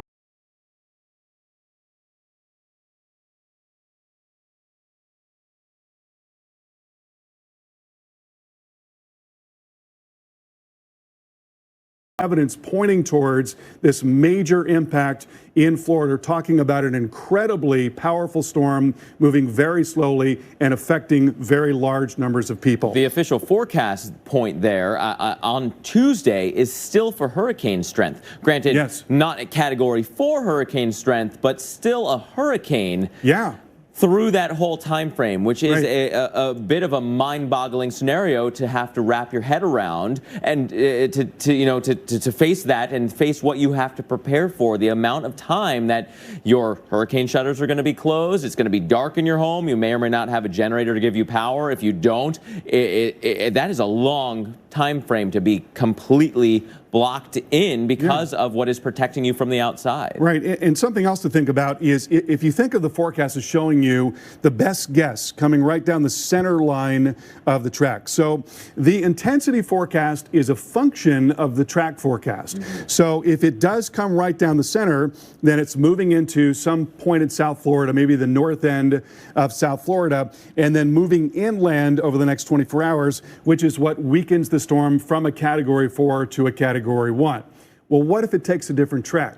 What if it moves more to the south, more into Miami, comes across the Everglades, which are extremely wet? Well, then it probably doesn't lose nearly the same amount of intensity. What if it curves a little bit more up to the north here and just stays right along the coast and hugs the coast? Well, then it's over water and it doesn't lose as much intensity. So there are a wide array of possibilities at this time. This is the best guess right now from the great minds at the National Hurricane Center, but there's still an array of possibilities, and you need to stay with us hour after hour to get you updated on all of this. Those great minds at the Hurricane Center say that in all the long text products, right? They, as much as we don't like everyone breaking down their day-to-day forecast by looking at one graphic on a weather app on your phone because there's so much more to it, I'm sure the forecasters at the Hurricane Center don't love that everyone takes that one cone graphic and says, well, that's what I'm getting at my house. In their large discussions and in the text that they're giving, they say there's still a wide array of possibilities here, and that that error is still huge. When you're talking day 4 to 5, the average error approaches or even exceeds 200 miles. That's the average error. Some of these forecasts are worse than that. In fact, a third of the time, the center is not in the cone by that point. It's outside of the cone, and that could mean a huge amount of real estate still needs to think about how to prepare. As this is slowing down, we still have days to do just that. We have a function of time. It's a double-edged sword. We like to say that you have a lot of time to prepare still, but you don't want a slow storm. A slow storm is the worst kind of hurricane. It's its own category. We have Cat 1, we have Cat 2. Slow is probably the worst category of tropical system. And it's something that we're seeing a lot more of in recent years, a 16% increase in North America for landfalling tropical cyclones. Now, looking at the water vapor imagery here, you can see the upper low that is off to the west, right in there. That upper low has been injecting some dry air into the south side of the circulation, shearing it just a little bit. That's part of the reason why it hasn't ramped up as quickly, but that upper low is going to be backing away. So there's not going to be as much wind shear. The atmospheric environment is going to become more favorable. And then when you look at sea surface temperatures, they're warm enough certainly to support a tropical cyclone right now. But as you get closer and closer to the coast, to the Bahamas, to Florida, water temperatures get warmer and warmer and warmer, up to 85, up to near 90 degrees. There's a depth to that warmth as well. So even as the storm is moving in slowly and churning up the water, it's not necessarily churning up cooler water from below. It's bringing up warmer water. So there's a huge repository of energy, of fuel for the system. And that's a big part of what is going to drive the intensity. That's a big part of why it is going to be very strong. Now, we're likely going to see some fluctuation in intensity. There can be changes in internal dynamics. You can see the eye wall collapse and an outer eye wall takes over. And usually that means it's not as intense, but the wind field spreads out. We'll probably see something like that occurring. That's almost impossible to forecast except for in the short term. But we do know that all of the environmental factors are supportive of an incredibly strong storm and also are supportive of an incredibly strong storm that just doesn't move. And that's what makes this situation so dangerous. And quickly, Carl, I just want to comment on why it's so important for people to continue to come back and recheck this and not just say this is gospel. Not to stop preparing, but not to just say that that is the final answer either. A couple of days ago, we were looking at a storm that was going to get shredded by the mountains of the Caribbean, but a shift occurred and went just east of Puerto Rico, much less Hispaniola, and that didn't occur. Then a couple of nights ago here, we were looking at a tropical storm that started to look a little bit more like a hurricane, and eventually, of course, became that. Then last night, we were watching that intensifying process, and right at 85 miles per hour, we watched a bunch of dry air come back in, erode the eye wall, stop the development in its tracks.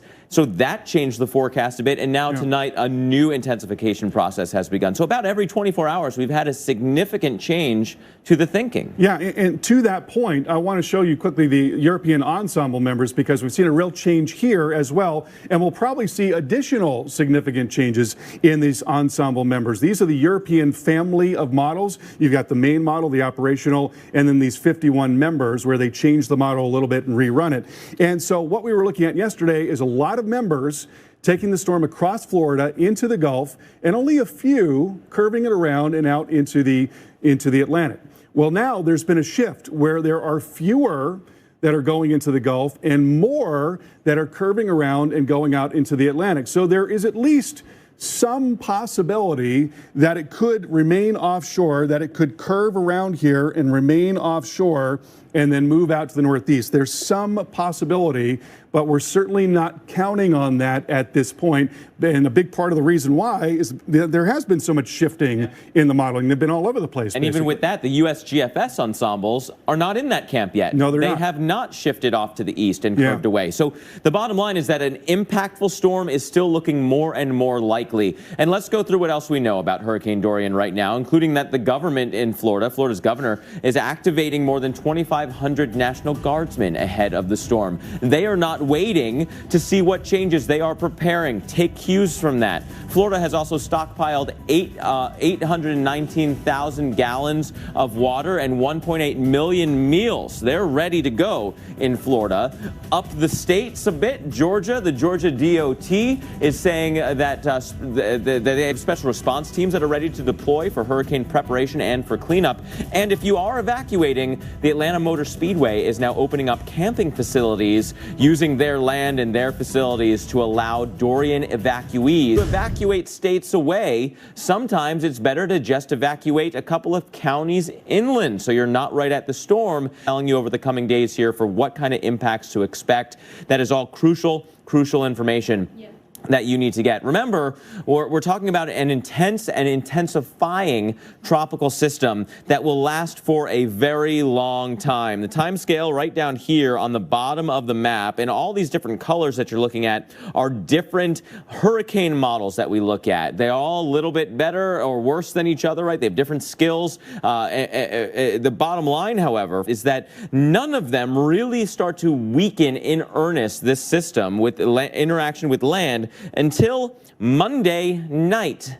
And at that, we don't cross below to tropical storm force, depending on how close the storm still is to water at that point, and warm water at that. So this is going to be a marathon, not a sprint. A tornado, a couple of minutes.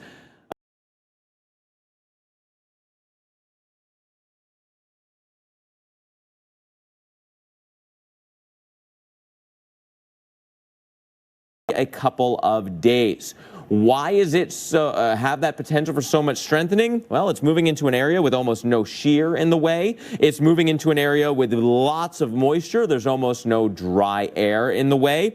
And it's moving into an area with plenty of warm water as the heat source for these heat engines to continue to intensify in that regard as well. The models continue to come in with these ominous signs. This is the most recent run of the European model that brings a storm through the Bahamas and then into South Florida, and then eventually does turn north and hug the coast. But at that same point, the USGFS model, new run, coming in also with a very strong storm right at the coastline.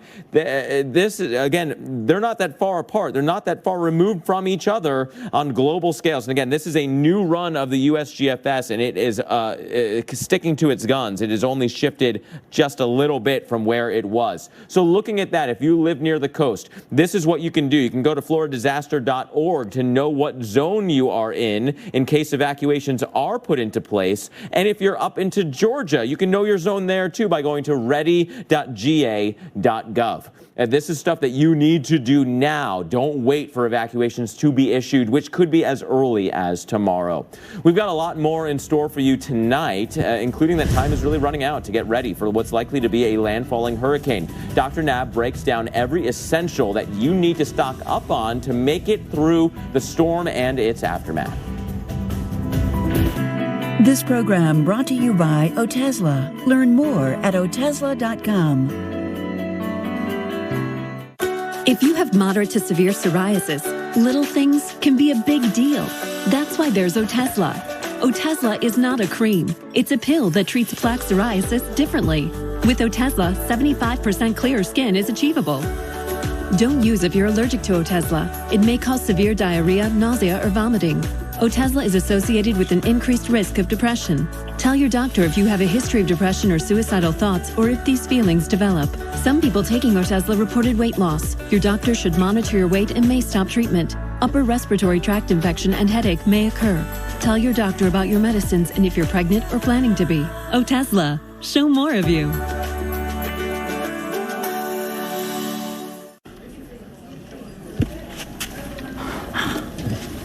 Budget meeting. Sweet. You compare last quarter to this quarter. It's no wonder everything seems a little better with the creamy taste of Philly. Made with fresh milk and real cream. It must be the Philly. You wouldn't accept an incomplete job from anyone else. Why accept it from your allergy pills? Flonase relieves your worst symptoms, including nasal congestion, which most pills don't. Flonase helps block 6 key inflammatory substances. Most pills only block 1. Flonase. To be their best, kids need good nutrition and practice. Lots of practice.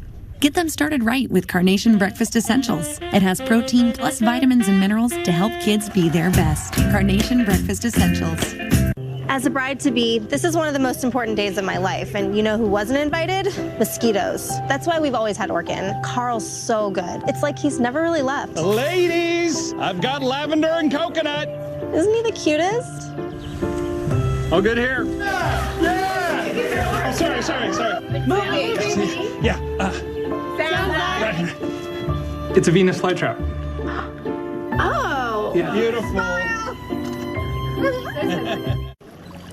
This was me 6 years ago. And this is me now. I got Liberty Mutual. They customized my car insurance, so I only pay for what I need. Then I won the lottery, got hair plugs, and started working out. And so can you. Liberty Mutual cannot guarantee weight loss, hair gain, winning the lottery, newfound confidence, or the ability to inspire others. We customize your car insurance, so you only pay for what you need, which is pretty good. Don't be greedy. Only pay for what you need. Liberty, liberty, liberty, liberty.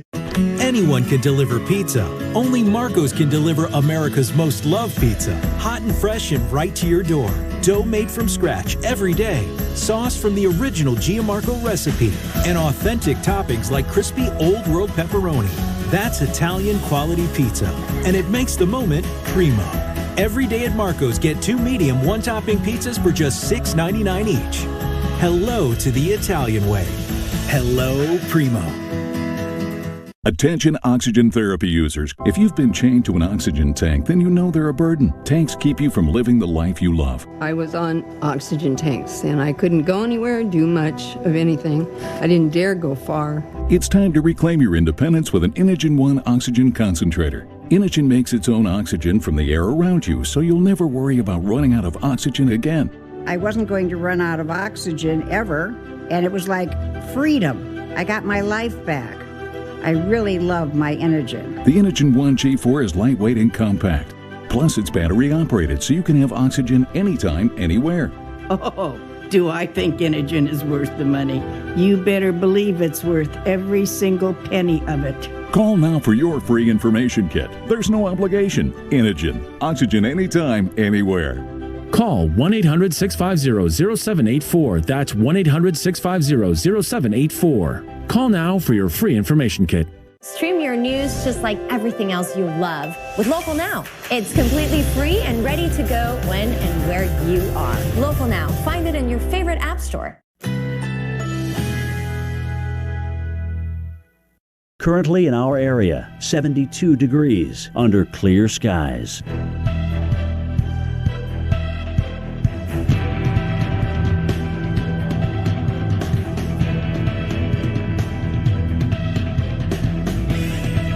Tonight, a few passing clouds, low 6. Winds southwest at 5 to 10 miles per hour. Friday, partly cloudy, high 84. Winds west at 5 to 10 miles per hour. Friday night, partly to mostly cloudy, low 63. Winds north at 5 to 10 miles per hour.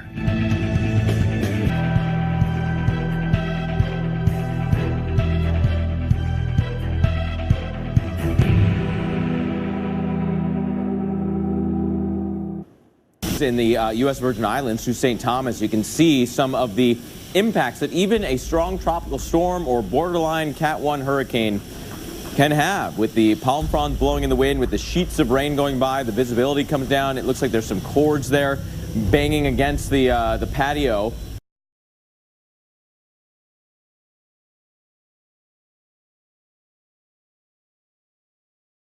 Scary sight, right? And that is just the beginning. The potential is there for a strong Category 4 to be approaching the U.S. coastline within the next couple of days. That is a whole other beast. That's a scale all on its own. Let's break down some of what we know at this point. The forecast is to become a major hurricane tomorrow. The latest advisory just came in. I'll show you those details coming up, but we're already at Category 2 strength, 105-mile-per-hour winds. There is a threat for hurricane conditions, and of course, that includes storm surge conditions to continue to increase for the Bahamas. The northern Bahamas, maybe the central Bahamas as well, could get run right through with this storm. There are some ominous signs of that. And then, of course, Florida's next in line. So the Florida East Coast got to watch that carefully.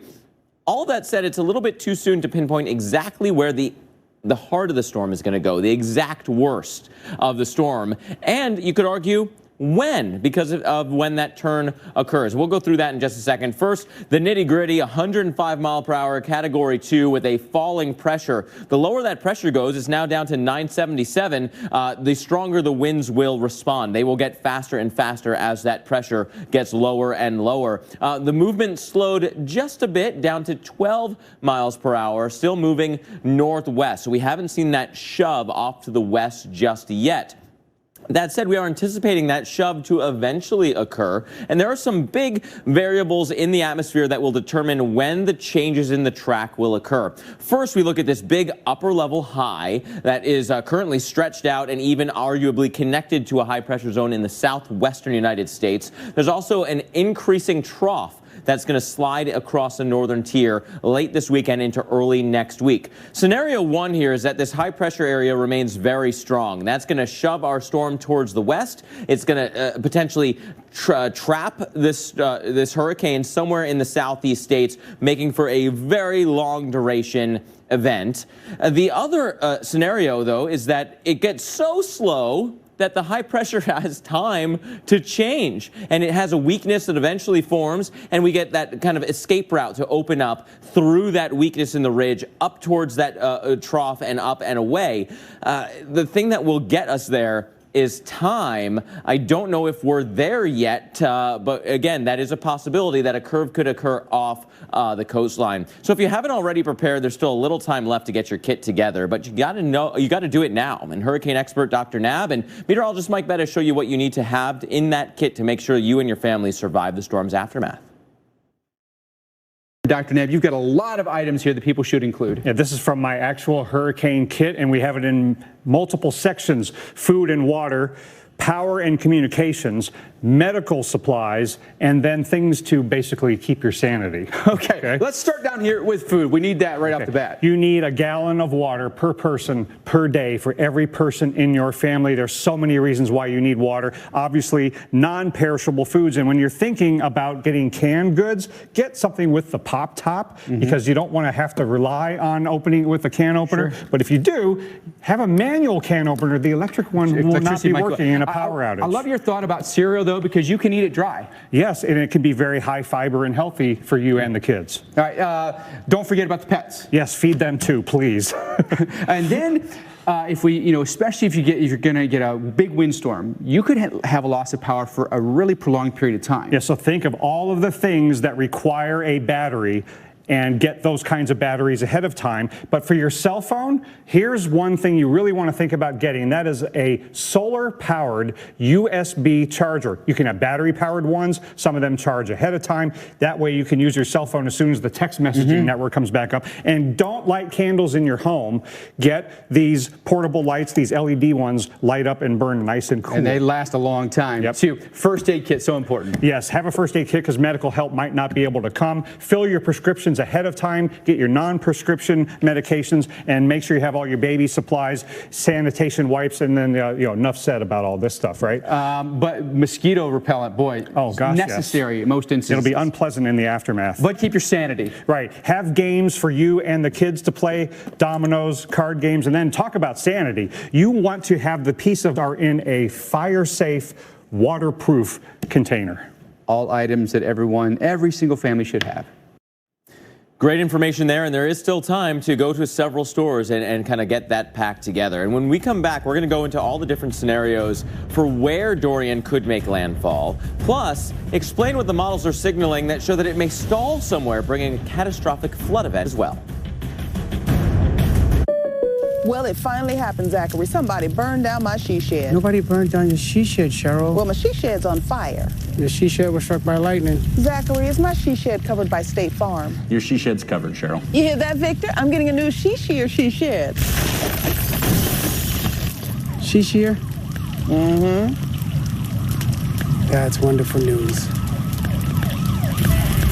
Home insurance trusted by more people than any other. State Farm.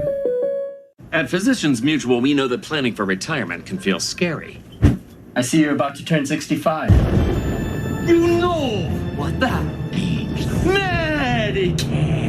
It doesn't cover dental. What high bills you'll have. Actually, we're getting a Physicians Mutual. Oh, great. She'll be covered. Retire with confidence. We'll listen and find you the coverage you need. Physicians Mutual, Physicians Mutual. Sometimes bipolar 1 disorder makes you feel like you can do it all. But mania, such as unusual changes in your mood, activity, or energy levels, can leave you on shaky ground. Ask your healthcare provider about Vraylar. Vraylar treats acute mania of bipolar 1 disorder and was proven in adults with mixed episodes who have both mania and depression. Elderly patients with dementia-related psychosis have an increased risk of death or stroke. Call your doctor about unusual changes in behavior or suicidal thoughts. Antidepressants can increase these in children and young adults. Report fever, stiff muscles, or confusion, which may mean a life-threatening reaction, or uncontrollable muscle movements, which may be permanent. Side effects may not appear for several weeks. High cholesterol, weight gain, high blood sugar, and decreased white blood cells, both of which can be serious or fatal, dizziness upon standing, falls, seizures, impaired judgment, heat sensitivity, and trouble swallowing may occur. Ask if Vraylar can help you get on track. Discover new San Pellegrino Essenza, a twist of Mediterranean flavors with the gentle bubbles of San Pellegrino. Add a twist of flavor. San Pellegrino Essenza, tastefully Italian. Now get 50% off all Domino's pizzas when you order online. 50% off sausage pizzas, handmade pan pizzas, even barbecue banana pepper pizzas. If you're into that, this week only get 50% off the menu price of 34 million pizza combinations at Domino's.com. Mirror, mirror on the wall. Makeup mode. Done. Ooh, remind me to update my profile pic. Okay. Lower carbs, lower calories, higher expectations. The light beer you've been waiting for has arrived. From the very beginnings of, mankind getting the view of that blue marble from space, it really helps to put things in perspective. When you get to look down at the Earth from above, from the International Space Station in this case, at Dorian, over the waters there, approaching the U.S. coastline. At this point, a hurricane already, now a Category 2 hurricane, and on its way to Cat 4 with a little asterisk that could be higher than that. That's not out of the realm of possibility. You need to start thinking about what you're going to do, what you need to do to prepare for a big-time storm headed towards the southeastern U.S. We're staying with you throughout the rest of this hour to break down the new advisory that just came out from the National Hurricane Center, as well as that new forecast track as it has come into the Weather Channel as well, so we can help you better prepare for Hurricane Dorian. I'm meteorologist Mark Elliott alongside storm specialist Carl Parker tonight. And Carl, this is one of those worst-case scenarios that you often only see in hypothetical textbook test analogy type things where you kind of go through a practice round of, well, let's say like everything's at the worst possible thing. This is one of those things that's going to stress all of the emergency preparedness to the brink. Yeah, you know, it is in fact so scary that I found myself being a little bit guilty of wish casting earlier today when I saw the European ensemble runs come out. The European ensemble members have been shifting a little bit more to the east along the southeast Atlantic coast and taking some of the members around and offshore. And, you know, I really hope that that's what happens. I hope that that trend continues in the modeling. You know, that would be the best case scenario if we could keep this thing offshore. But I'm not at all sure that we can do that. It's really just a hope at this point. And, you know, if that doesn't happen, and we're looking at a major hurricane very slowly moving into the state of Florida, Dorian is going to go down with the really big names of storms that have hit Florida. You know, you look back, Irma, obviously, and then you go back farther, Wilma, Charlie, Francis, Jean. Dorian's going to be on that list of storms if it happens the way that we think that it could, because it's going to be potentially a very strong storm, a very powerful storm, but also one that just doesn't move. And that is huge because that makes everything last so much longer. We were talking off air along with our weather producer Heather in the background here, is that people were asking, well, is this an Andrew or is this a Matthew? And we said, yes, that it could conceivably be both of those. A stronger storm than Matthew was when it was affecting Florida, but one that goes up either up the peninsula or up the coastline and impacts everybody. Everybody, right? And if you remember back to that evacuation, for so many, it was a nightmare because there is only one way out of Florida, and that is north. So the roads just become a parking lot. Yeah, and I remember that when we were looking at that one scenario for Matthew where we thought there might be this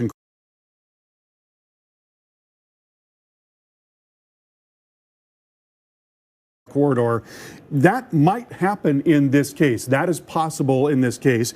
And then also when you talk about Andrew, which of course is an incredibly strong storm, if you look at the maximum potential intensity based on the warmth in the ocean waters along this track, if the atmospherics are ideal all along that track, then yes, we could be talking about even a Category 5. It's not a big jump to go from Category 4 to Category 5. And remember, it was the post-analysis that brought Andrew to Cat 5. At the time, everyone thought it was a strong Cat 4. That was what all the broadcasters were talking about at the time. So it's not that different from where we're at now with this forecast. Yeah, and we really have not seen a scenario like this in which you've got such a strong storm that moves so slowly. This is the new forecast track and intensities from the Hurricane Center. When you see that sort of a bulbous appearance at the end there, that's because of the slowing of the system. So each of these lines, each of these forecast points is a 24-hour period. So initially it's moving along a little bit more quickly,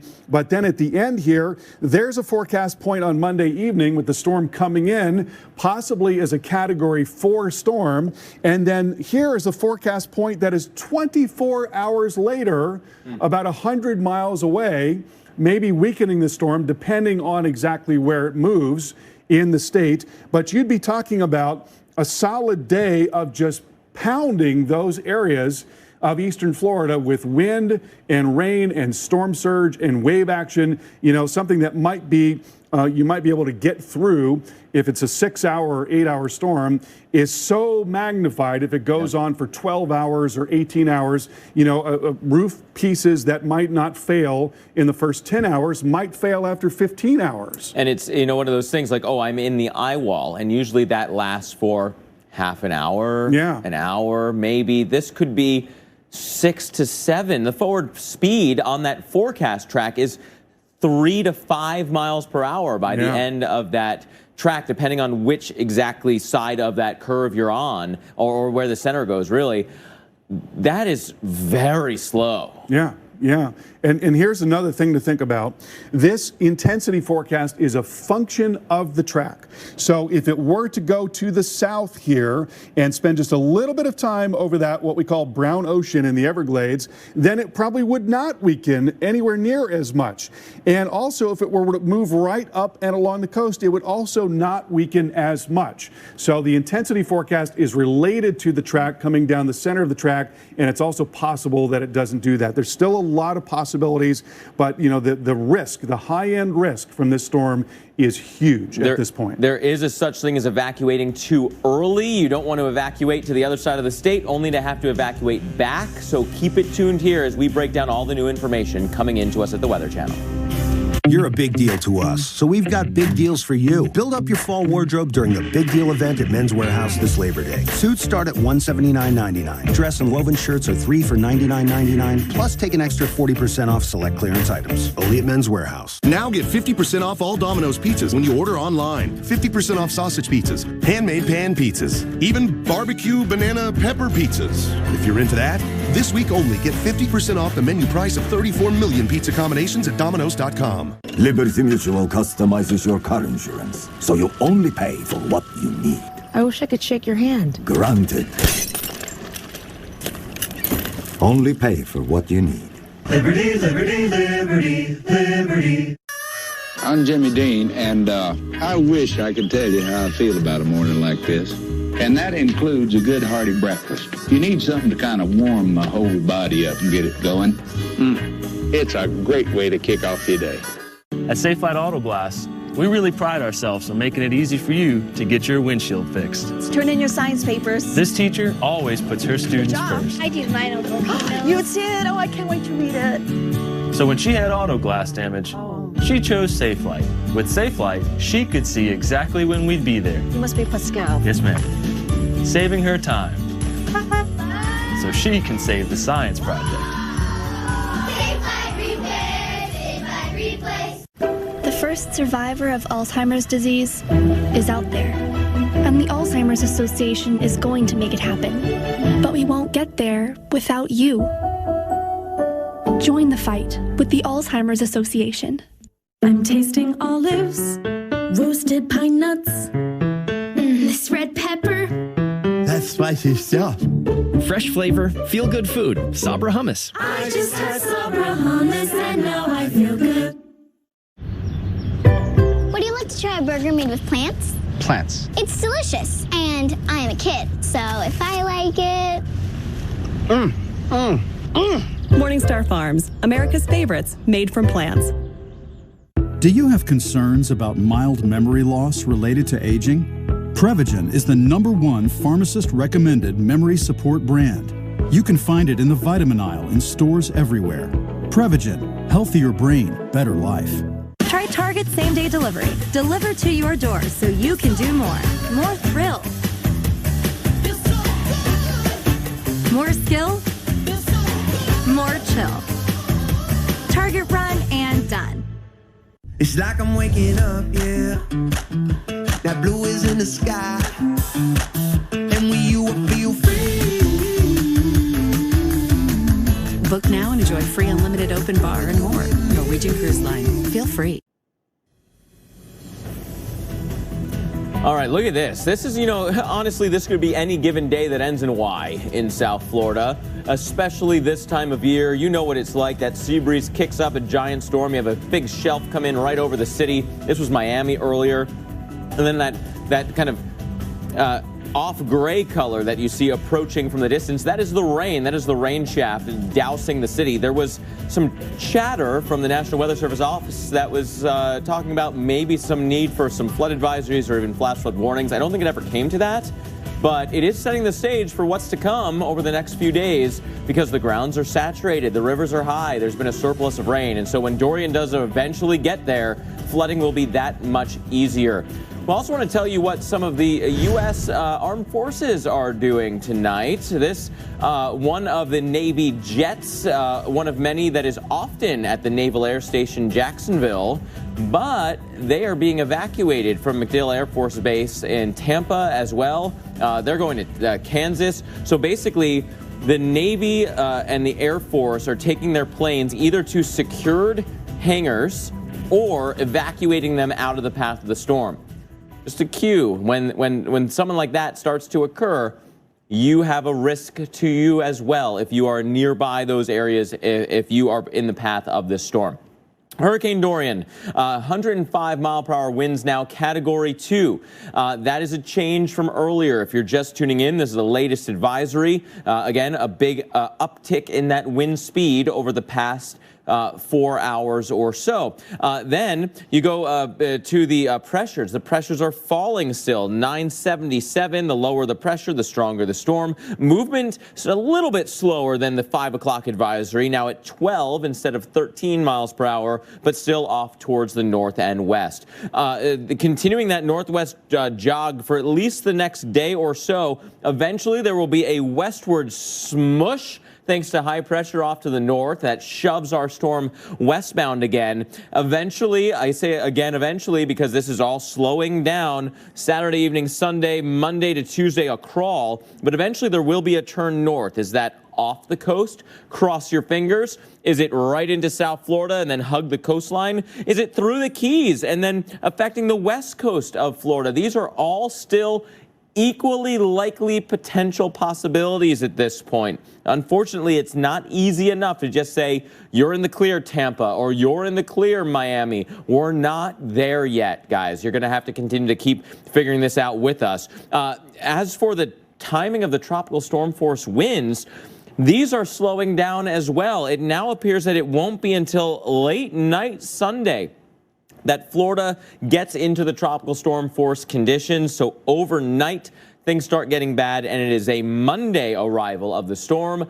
That is a day, if not 2 days slower, depending on when you checked in last, because the storm continues to slow and the models continue to suggest that trend will continue. And when it comes to reducing hurricane damage, especially from wind and rain, protecting your home is key. And our hurricane expert, Dr. Nab, went to the Insurance Institute for Business and Home Safety to show you how to protect your home. And today we're focusing on flood mitigation. Dr. Nab talks to IBHS President and CEO Roy Rutt. To compare the costs of flood insurance to the cost of repairing flood to your home out of pocket? There's no question about this, right? You know, so if you live in a medium hazard zone, those insurance policies run about $500. And by the time you're dealing with the higher hazard zones, you're looking at prices of $1,200, $1,500, $2,000. And in some direct coastal areas, it can be higher than that. But at the point that you're trying to put your home back together again, where the cost of reconstruction is $60,000, $80,000, $170,000. You have to count how many years that I need to pay premiums. Now, I'd love to show people math and explain all that to them, but they just go down to the bare knuckles. How many years would you have had to pay that to have saved up all of that money? And that's the power of insurance. Now, are we going to get people there? I think it's going to require communities and leaders in communities to show people way in terms of what's possible on the risk and how they can buy down that if they have the resources. And then for those who don't have that resource, how do we help as a community close that gap? Especially given that not every community in this country even participates in the rating system and the flood insurance program. Right, in the flood insurance program, 98% of Americans live in a community that participates in the National Flood Insurance Program. Yet you look at those kind of higher levels of flood resilience that communities would invest in, well, that list gets down to only about 1,600 communities in America. And that could help premiums come down if more people would do that. It does bring premiums down. And it brings premiums down because it brings risk down. Right. And when you can bring risk down, particularly at a community scale, that makes a fundamental difference. Yeah, so, flooding is such a devastating force. Water is so powerful, and so many more people are succumbing to flooding each and every year now because we're having more heavy rain events, we're having more hurricane issues, slowing hurricanes, all of this adds to the mess. You've been asking questions about this and other stuff with Dorian, and we want to answer some of those now, including from Eric saying, what is the chances of Dorian crossing Florida, going into the Gulf, and strengthening again? So, there is certainly a chance that that could happen. What has happened here in the modeling to some extent is that we've seen fewer of the ensemble members doing that with the European ensemble members, more of them shifting more towards the Atlantic coast.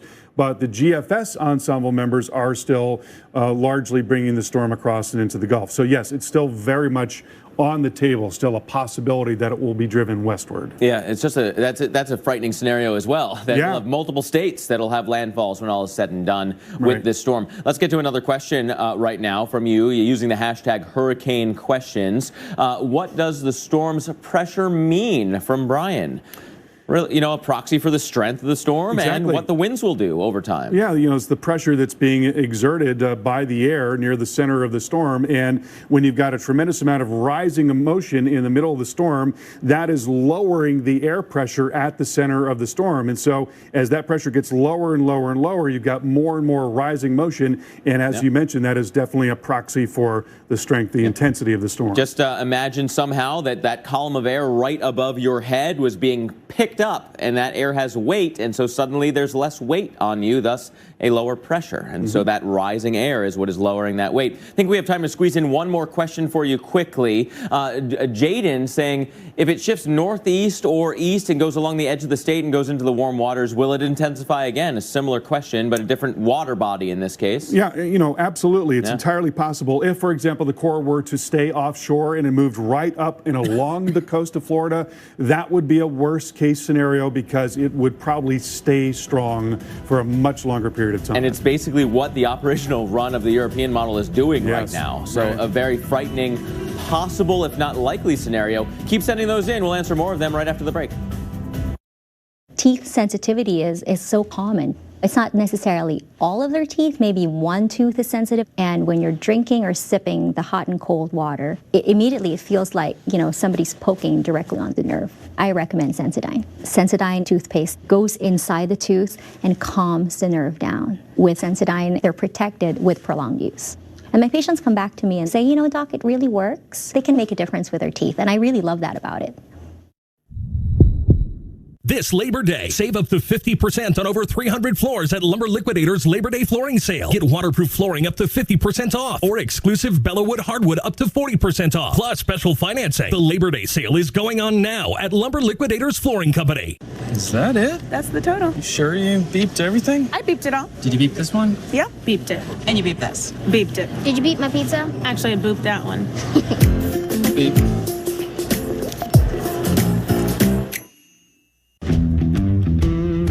Men, want to get your edge back after 40? With more energy, drive, performance. Do what the big hurt Frank Thomas did. You look lean, Frank. What gives? After 40, men slow down. It's harder to stay in shape. Why? Our free testosterone levels drop. It happened to me, and then I found Nugenix Total T. New Nugenix Total T is our most powerful man-boosting formula ever because it boosts your free testosterone and your total testosterone. From the brand that brought you GNC's #1 vitality product, Nugenix Total T helps provide even more energy, performance, testosterone, and muscle-boosting ingredients for even better results. To get your complimentary bottle of Nugenix Total T, text IDEA to 231231. You'll feel like a new man on the field and off the field. I gotta try Nugenix Total T. Text IDEA to 231231 now for your complimentary bottle of Nugenix Total T. That's IDEA to 231231. This is epic. You're watching America's most trusted TV news network. We've got a severe weather threat. We are live on the ground. Right now it's coming down. The Weather Channel. No one loves you as unconditionally as your pets. Now, bring home Pets 2. Boom! It's the best! And share the love with every member of your family. He is so cute! On Blu-ray, DVD, and digital. Now get 50% off all Domino's pizzas when you order online. 50% off sausage pizzas, handmade pan pizzas, even barbecue banana pepper pizzas. If you're into that, this week only get 50% off the menu price of 34 million pizza combinations at Domino's.com. Currently in our area, 71 degrees under clear skies.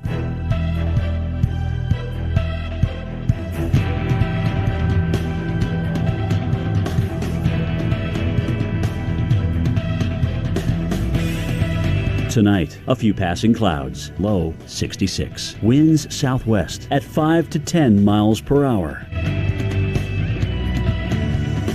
Friday, partly cloudy, high 84. Winds west at 5 to 10 miles per hour. Friday night, partly to mostly cloudy, low 63. Winds north at 5 to 10 miles per hour. Here's our 7-day outlook.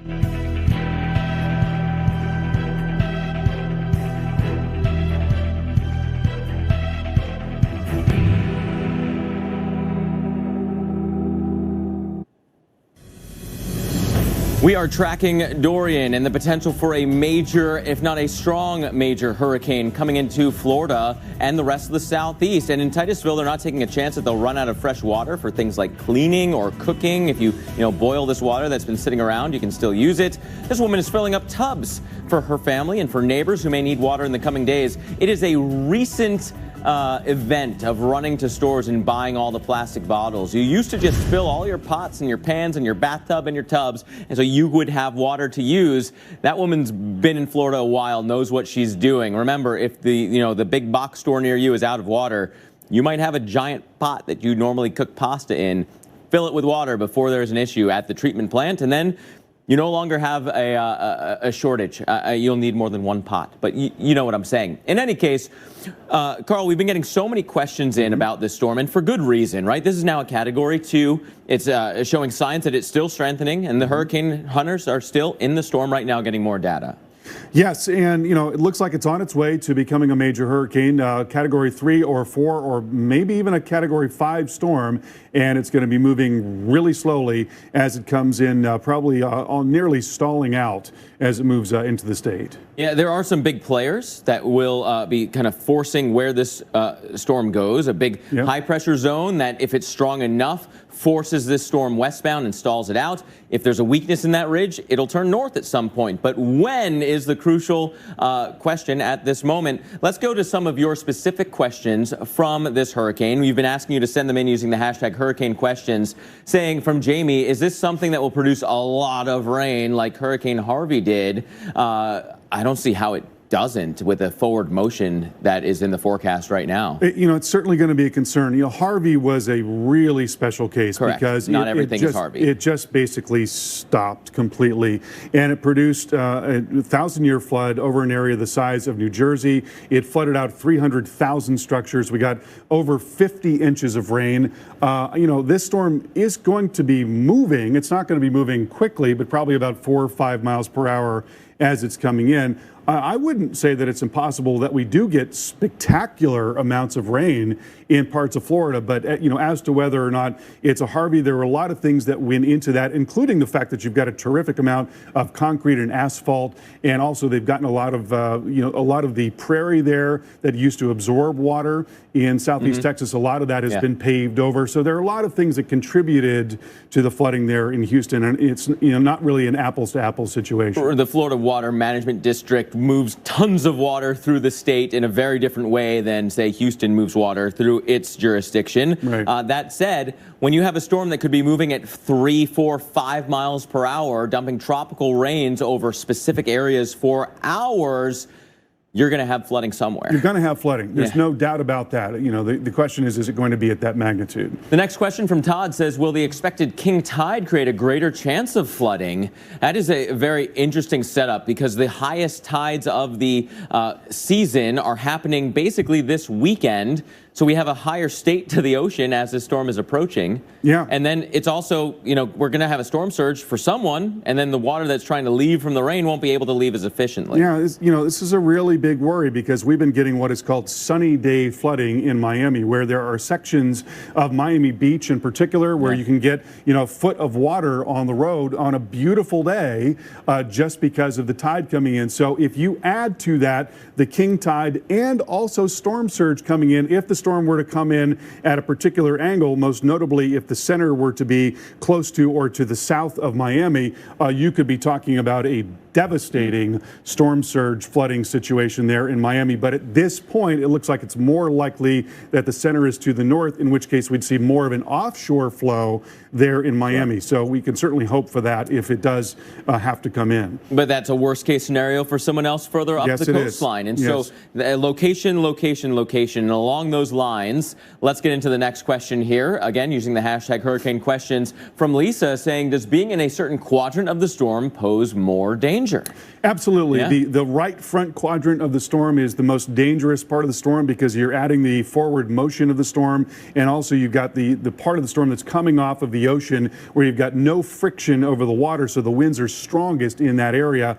And so, basically that's the most powerful part of the storm. Where you'll find more of the tornadoes in some of the bands that come through that area, although there's been a lot of studies that say that right front quadrant is the worst place to be for a lot of things, even away from the ocean, because of how the dynamics work with these spinning systems. That right front area is going to have some of the worst of the impacts, no matter what, ocean or not. And you tend to get a little more frictional convergence there as well, so oftentimes you get very, very heavy rain developing there as well. And so we know we only scratched the surface of your question, so we're going to come back again in just a couple of minutes and do a couple more of these. Don't go anywhere as this hurricane continues to crawl its way towards the southeast coastline.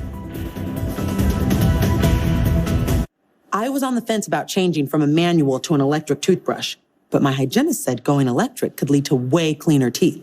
She said get the one inspired by dentists, with the round brush head. Go pro with Oral-B. Oral-B's gentle rounded brush head removes more plaque along the gum line for cleaner teeth and healthier gums. And unlike Sonicare, Oral-B is the first electric toothbrush brand accepted by the ADA for its effectiveness and safety. What an amazing clean. I'll only use an Oral-B. Oral-B. Brush like a pro.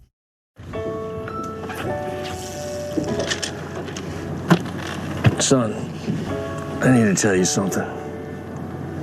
What is it, Dad? If you ever have any questions, you call 1-877-522-5001. Dad, I've always wanted to hear you say that. I wish my dad would have said that to me. Make father-son time truly special with Dos Equis. Keep it interessante. My Beneful Superfood Blend has me feeling super healthy with salmon, cranberries. Oh, but we are not done yet. Here comes Superfood Wet with beef, salmon, and pumpkin. It's like a superfood sundae on a Monday. Beneful Superfood Blend dry and wet recipes. This is the story of John Smith. Not this John Smith. Or this John Smith. Or any of the other hundreds of John Smiths that are Humana Medicare Advantage members. No, it's this John Smith, who met with Humana to create a personalized care plan. At Humana, we have more ways to care for your health, and we find one that works just for you, no matter what your name is. Yes, I'm doing it all. The water, the exercise, the fiber. Month after month, and I still have belly pain and recurring constipation. So I asked my doctor what else I could do, and I said yes to Linzess. Linzess treats adults with IBS with constipation or chronic constipation. Linzess is not a laxative. It works differently. It helps relieve belly pain and lets you have more frequent and complete bowel movements. Do not give Linzess to children less than 6, and it should not be given to children 6 to less than 18. It may harm them. Do not take Linzess if you have a bowel blockage. Get immediate help if you develop unusual or severe stomach pain, especially with bloody or black stools. The most common side effect is diarrhea, sometimes severe. If it's severe, stop taking Linzess and call your doctor right away. Other side effects include gas, stomach area pain, and swelling. I'm still doing it all. The water, the exercise, the fiber, and I said yes to Linzess for help with belly pain and recurring constipation. Ask your doctor. Now get 50% off all Domino's pizzas when you order online. 50% off sausage pizzas, handmade pan pizzas, even barbecue banana pepper pizzas. If you're into that, this week only get 50% off the menu price of 34 million pizza combinations at Domino's.com. Welcome back as we continue to track Dorian. A couple more minutes here for the coverage tonight. We want to go through some of your questions, your specific concerns and questions about this approaching hurricane, including from Yuri, which says, does placing mattresses against impact sliding doors and big windows during the storm protect us inside?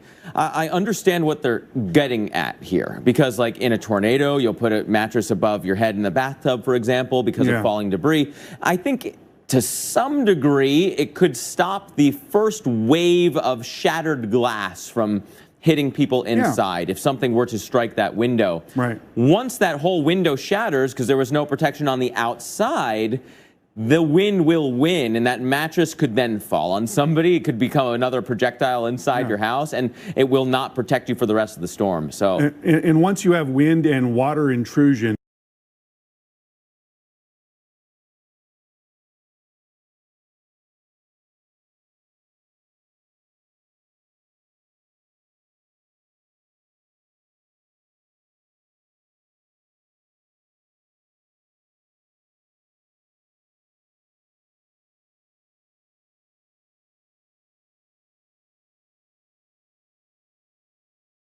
inland, but how concerned should I be? The Carolinas at that point. So yeah, there are a lot of possibilities in terms of track. You have a function of time there to continue to watch because this will be going so slow. It'll still be in Florida by Monday, but don't do nothing. Still prepare. That does it for Carl and I tonight. AMHQ in the morning with all the newest information. Keep it here.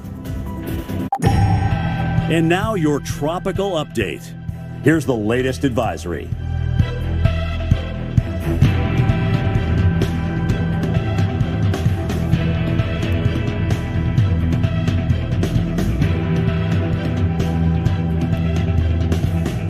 A look from above.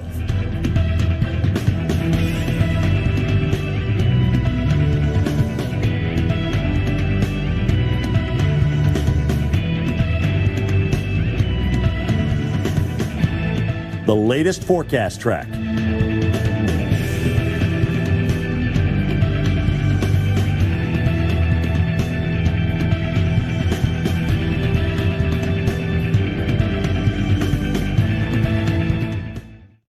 On this episode of Storm Stories, terrifying mudslides, how one crushes an entire community.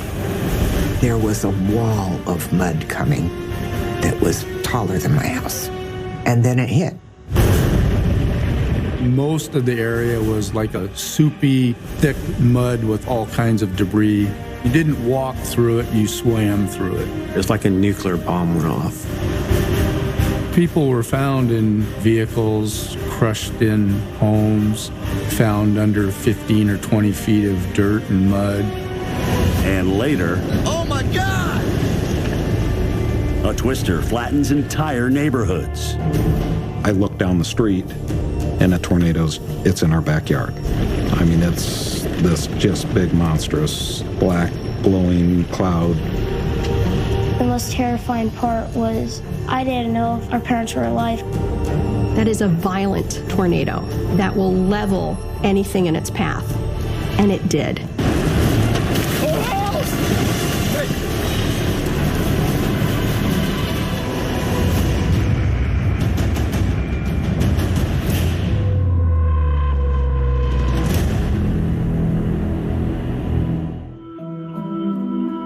Northwestern Washington. Oso and Darrington are on the west slope of the Cascade Range in Washington, about 50 miles or so north of Seattle. The natural surroundings is a beautiful Pacific Northwest valley, heavily mountainous terrain, Douglas fir forests that cover all the hills. Folks just kind of go about their business and don't really pay attention to anything that's going on in the fast-paced world around them. Robin Youngblood, a Native American church leader, lives just north of Highway 530 in the Steelhead Drive community of 60 people. On her property is a river where salmon come to spawn. I have a small church, so the things that I teach are from our culture, the cycles of life, through the salmon. Late winter 2014. February was abnormally wet. We receive a lot of moisture. And the reason being is because we're in a valley, but we're socked in on three sides by very tall mountains. We actually received near record amounts of rainfall in the first couple weeks of March. Saturday, March 22nd, 10:37 a.m. The morning of the 22nd, I was sitting at my dining room table, with a friend, and we both heard this very strange sound.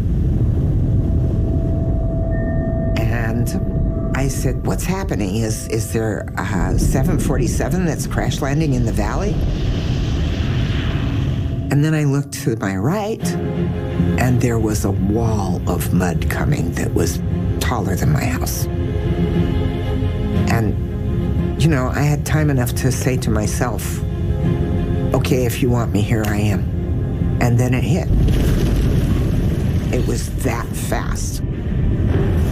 We had mud, water, furniture, pictures, clothing, everything hit us, swirled around us. The tree came down and ripped half of the roof off. I have no earthly idea how I found my way out.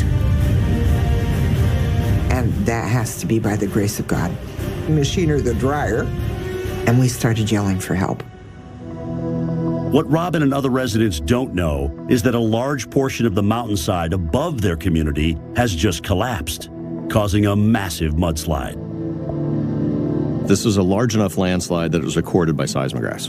About a 600-foot stack of sediments failed, mobilized, ran out across the valley bottom at speeds up to 60 miles an hour or so. To try and put that in perspective, check out these much smaller mudslides from around the world. Oh my God!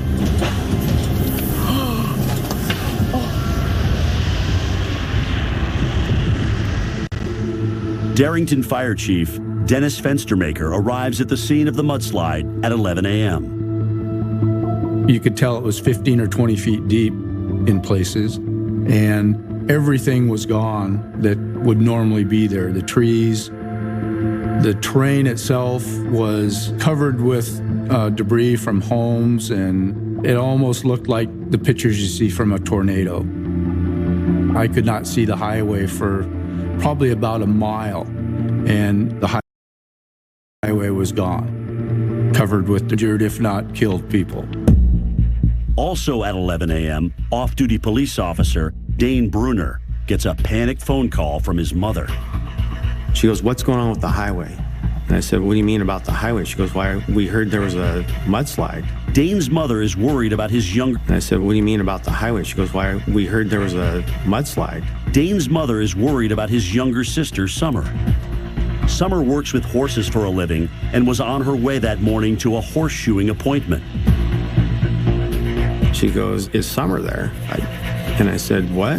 And she goes, Summer left the house at about 10:30, and she's not answering her phone, and I can't get a hold of her. Dane hangs up the phone, takes his sons, 16-year-old Riley and 14-year-old Zach, and heads out to the highway to see what's going on.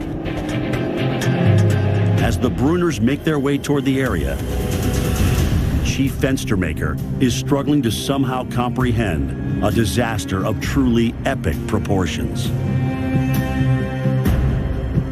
It was a massive amount of dirt that fell off the hill, maybe 3/4 of a mile across, and a hillside that was 400 or 500 feet high. It was huge. It went across the river. So it picked up a lot of liquid when it crossed the river. Most of the area was like a soupy, just thick mud with all kinds of debris all mixed together. And you didn't walk through it, you swam through it. The initial things that I was in charge of was getting the necessary resources to the area and try to do everything that we could to save the lives that were savable at that moment. And we had no idea what that number was.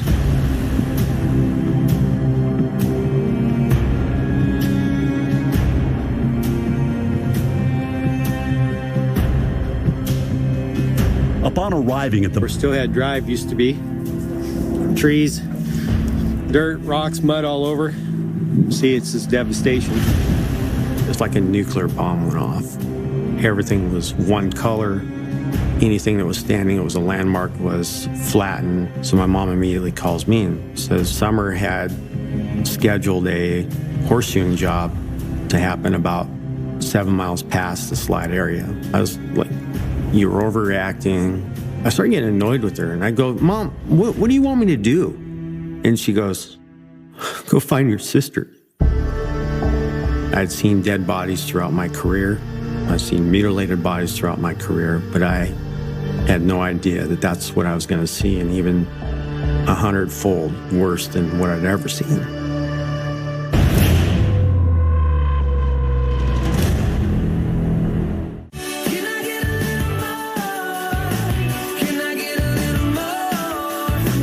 With over 100 ways to enjoy lunch at Olive Garden, starting at $7.99, the best lunch option is more options. Only at Olive Garden. Sunglasses. Meet bridge of nose. Ball. Meet carry. Flying disc. Meet dog. Ice. Meet your calling. Summer. Meet your beer.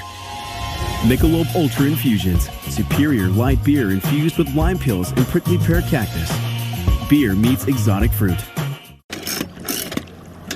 Great riches will find you when Liberty Mutual customizes your car insurance, so you only pay for what you need.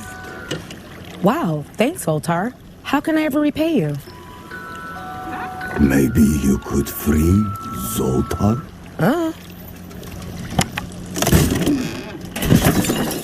Thanks, lady.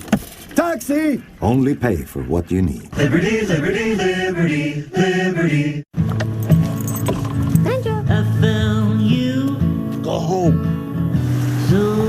Banjo. Sorry, it won't happen again. On an endless road. Come on, let's go home. Oh, I found you.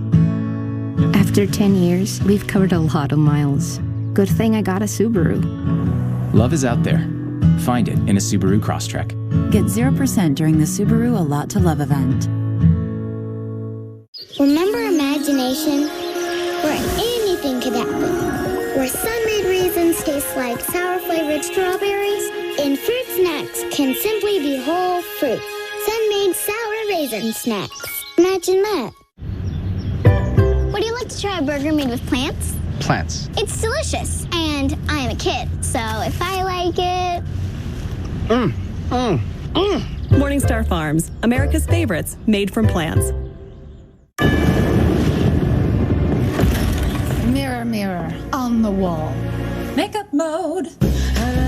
Done. Ooh, remind me to update my profile pic. Okay. Bear presents A Job Well Done. Painting be done and stay done. Bear, ranked #1 in customer satisfaction with interior paints. Right now, get incredible savings on Bear, exclusively at the Home Depot. Stream your news just like everything else you love with Local Now. It's completely free and ready to go when and where you are. Local Now. Find it in your favorite app store.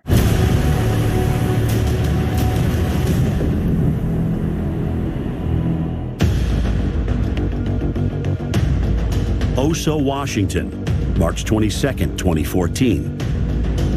You couldn't see much of anything except the mud. It spread so far, a mile.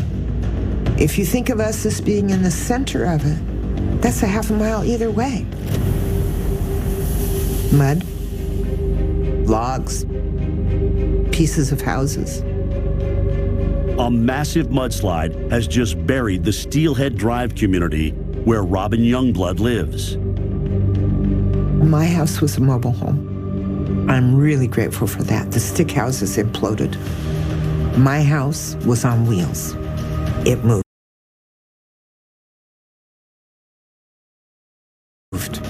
The roof came off, but the four walls actually held together. I was so shocked at seeing it. I said, was that mountain volcanic? Because this looks like Mount St. Helens after it blew. Robin and a friend struggled to pull themselves onto the only stable items nearby, the washing machine and refrigerator. We started yelling for help. Fire Chief Dennis Fenstermaker receives an initial estimate that as many as 100 people could be buried in the mud. We had people that were trapped in buildings, and you're digging through a house that might be completely collapsed. The walls are flattened, the roof is gone, and it's full of mud. So you're maybe have an indication that there's somebody still in the house. So you're trying to remove the mud and expose the building structure and then extricate them out of the structure. It was not going to be easy. So one of the first things we did is I basically asked for every helicopter in Western Washington.